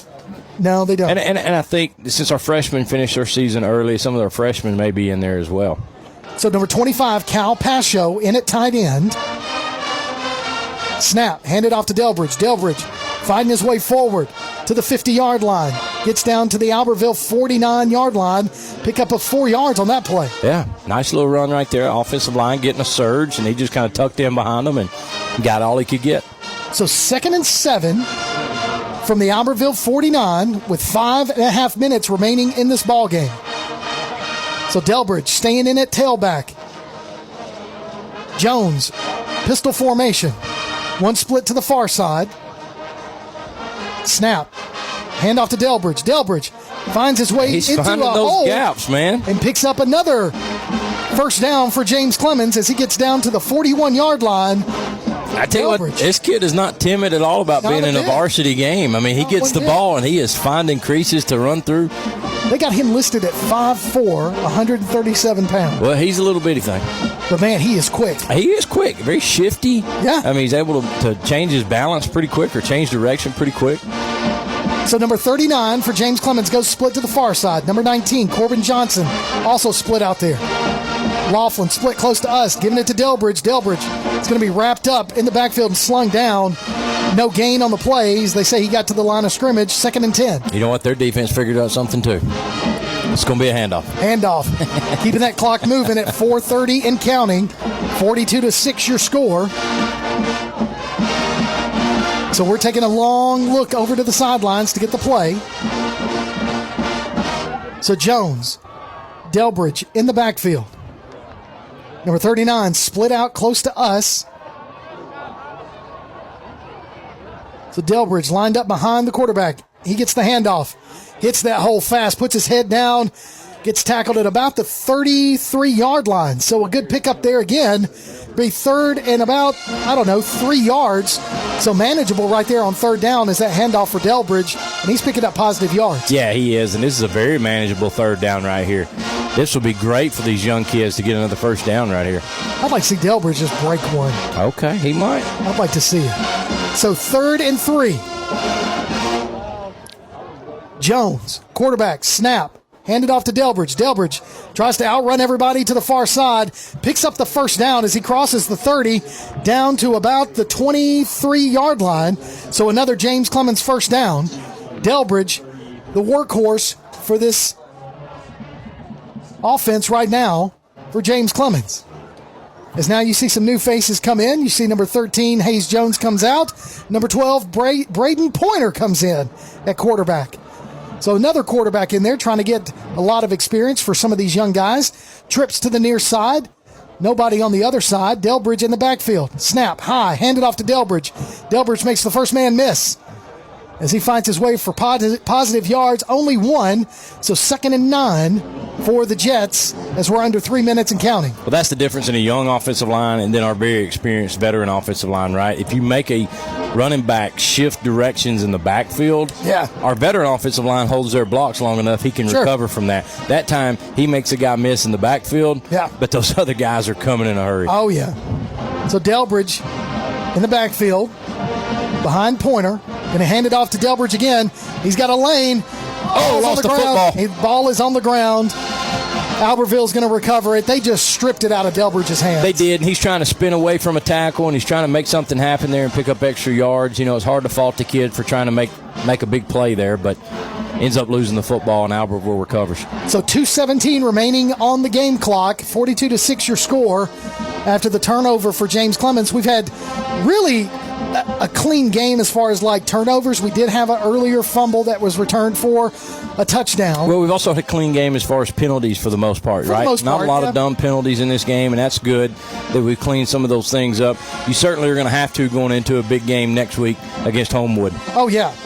And I'm sure Coach McAbee is not upset with Delbridge. I mean, no. You know, he was running hard. It's just one of those things. He's going to probably walk over there to him and go, hey, once you get in there, you got to wrap it up, man. Wrap it up. So 1st and 10 for Albertville, deep in their own territory. Ball is marked at their own 24. Going to hand it off to Laredo. Laredo trying to find some room. Falls forward to about the 24-yard line. No, check that, 29. So it's going to be 2nd down and about 5 for the Aggies. And then guess what they're going to do here? They're going to milk the clock. And then they're going to hand it off. And they're going to hand it off. That's what they're going to do. If there's anybody still listening, we hope so. We're having as much fun as you are. So, over in Harvest, 4th quarter, 13-2. Hang on, Falcons. So 2 splits to the far side, 1 running back in the backfield with the quarterback. Snap, handoff, tackle. Hey, that broadcasting school's really paying off for you, isn't it, Kirk? Jeremiah Daniels with the tackle there for James Clemens. I mean, that's a handoff, snap, handoff, and a tackle. That's exactly what it was. I mean, he picked up maybe a yard on that. Yeah. So 3rd and 6 for the Aggies as we're at a minute left in this ball game. Oh, man. So enough for 2 plays maybe by Albertville. Well, the way they go, they could milk the rest of the clock. So we're under a minute, and the game clock is under a minute. The play clock is at 9. If they don't get a first down right here, look for them too. Yeah. So 2 splits to the near side. Going to hand it off to the running back. He's going to lower his shoulder, try to fight his way forward to about the 30 Great job of running to the football. That's a great job by our defensive secondary. Tyler Gage gets in there and puts the initial hit on the running back. And so 30 seconds and counting, they don't have to run another play. They do not, and I think everybody here will be happy about that. And that is exactly what's going on over on the Albertville sidelines. Coach is just putting them all over there, and they're walking off the field now. As the clock clicks to 15 and counting, your final score from Albertville. James Clemens, 42, Albertville 6. That's your final score. We'll take a break. When we come back, we'll have your Bankston Motorhomes post-flight show. You're listening to Jets football on PAS+. Are pests invading your home or business? Mosquitoes embedded on your property? Maybe excessive crawl space moisture has attracted unwanted visitors. Then call Red Hawk Pest Control, offering residential and commercial pest control, mosquito and brown recluse management, stinging insect control, foundation vents, and many other services to North Alabama and Southern Tennessee. Red Hawk aims to be more than just a service provider. They want to build a long-term relationship with each customer. Call Red Hawk Pest Control at 256-975-8817. Visit them on Facebook or online at redhawkpestcontrol.com.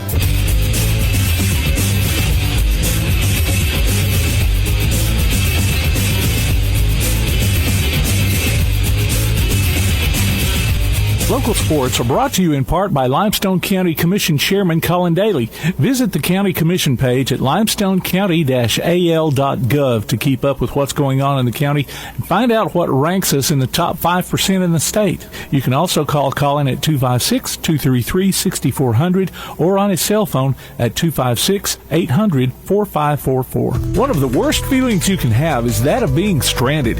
Well, BT's Towing, Tire, and Truck Repair makes that a thing of the past, with 24/7 towing services and roadside assistance in the northern Alabama and southern Tennessee areas.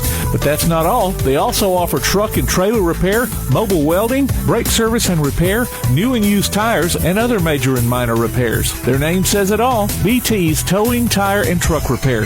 For 24/7 response, call 497-8234. That's 497-8234. BT's Towing, Tire, and Truck Repair. Local sports are brought to you in part by Limestone County Commission Chairman Colin Daly.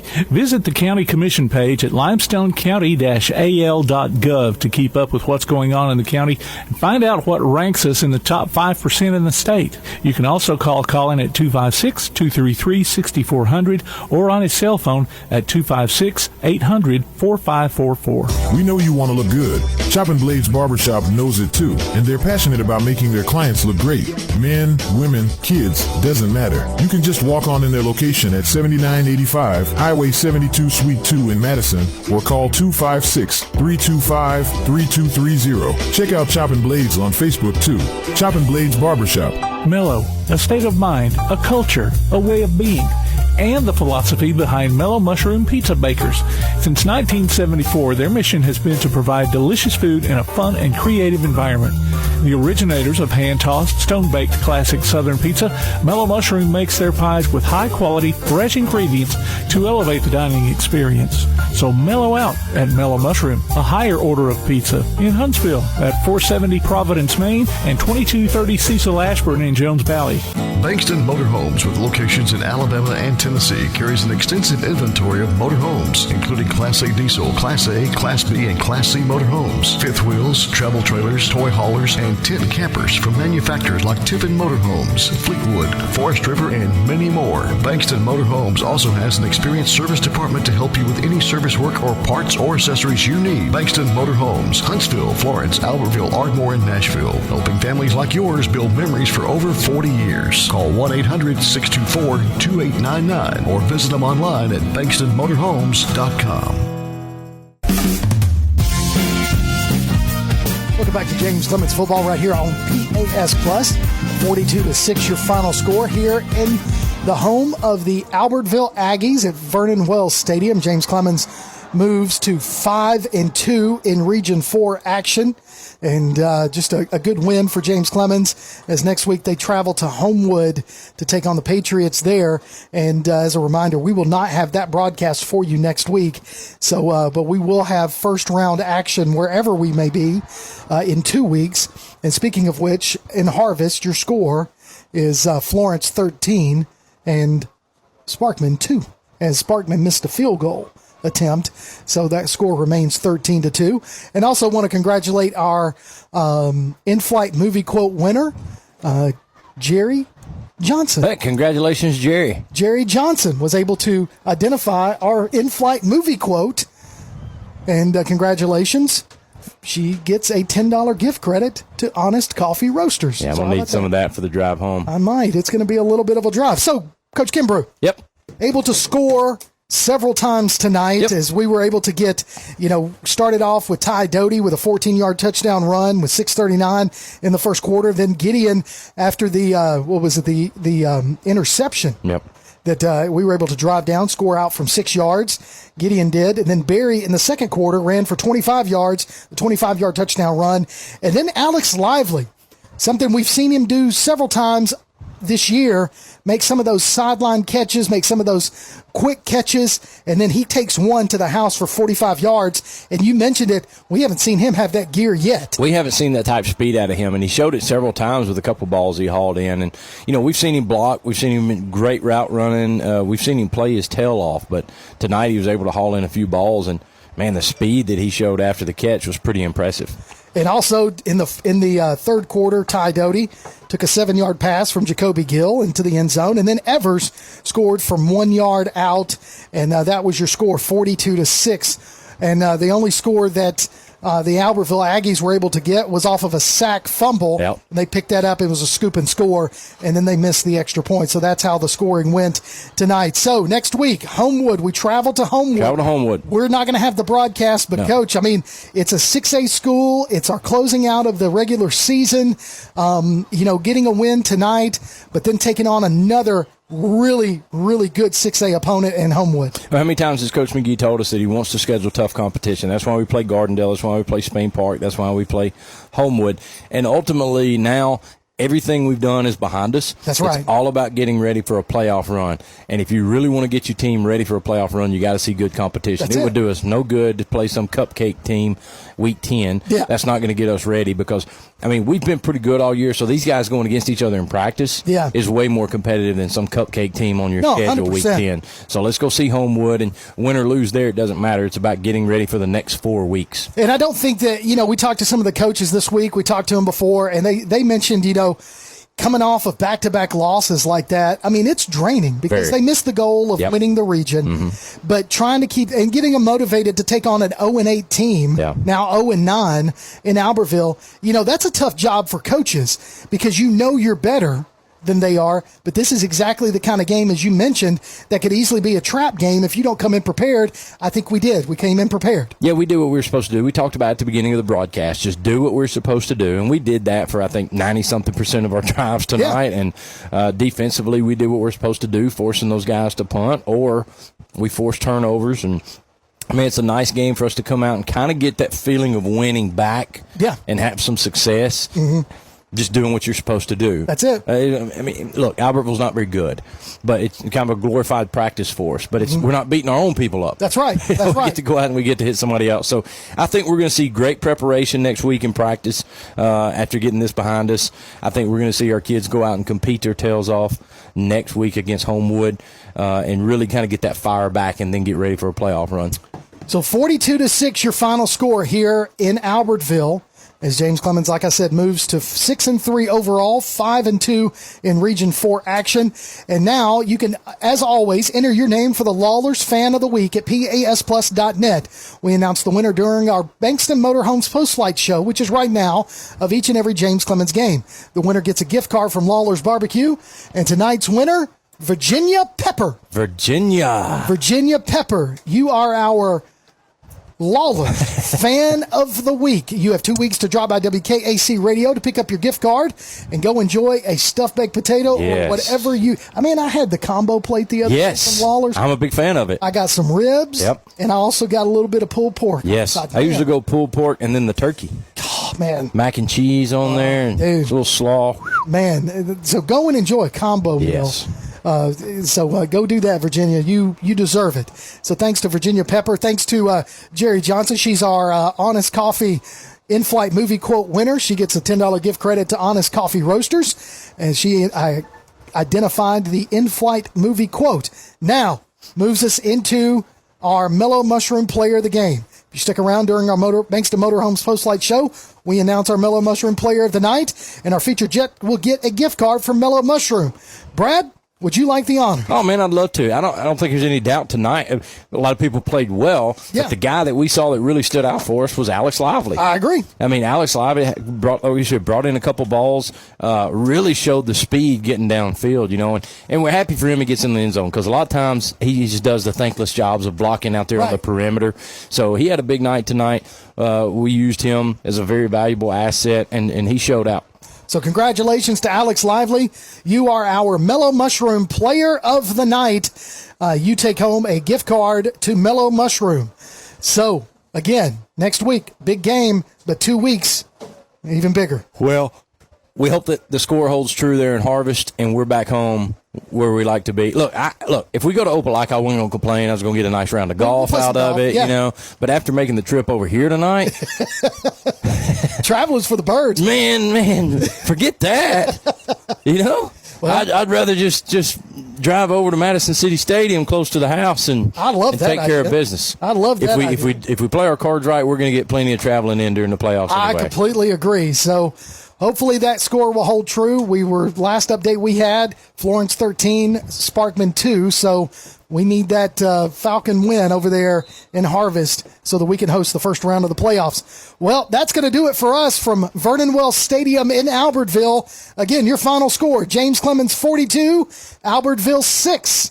We'll take a couple of weeks off and then come back. Well, we will be on the podcast Tuesday night, live from Walk On Sports Bistro on Highway 72 in Madison. Come out there and join us at 7 o'clock. We go live, and we do the Wingman podcast, and we always have a good time there and come and enjoy some great food at Walk Ons. For Brad Kimbrough, for Tim Lambert, I'm Kirk Pierce. Thanks for tuning in, and we'll catch you next time. And as always, go Jets!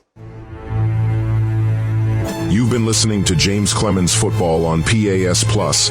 Listen to the archive of this game or past ones by going to PASplus.net. James Clemens Football is a production of the PAS Network.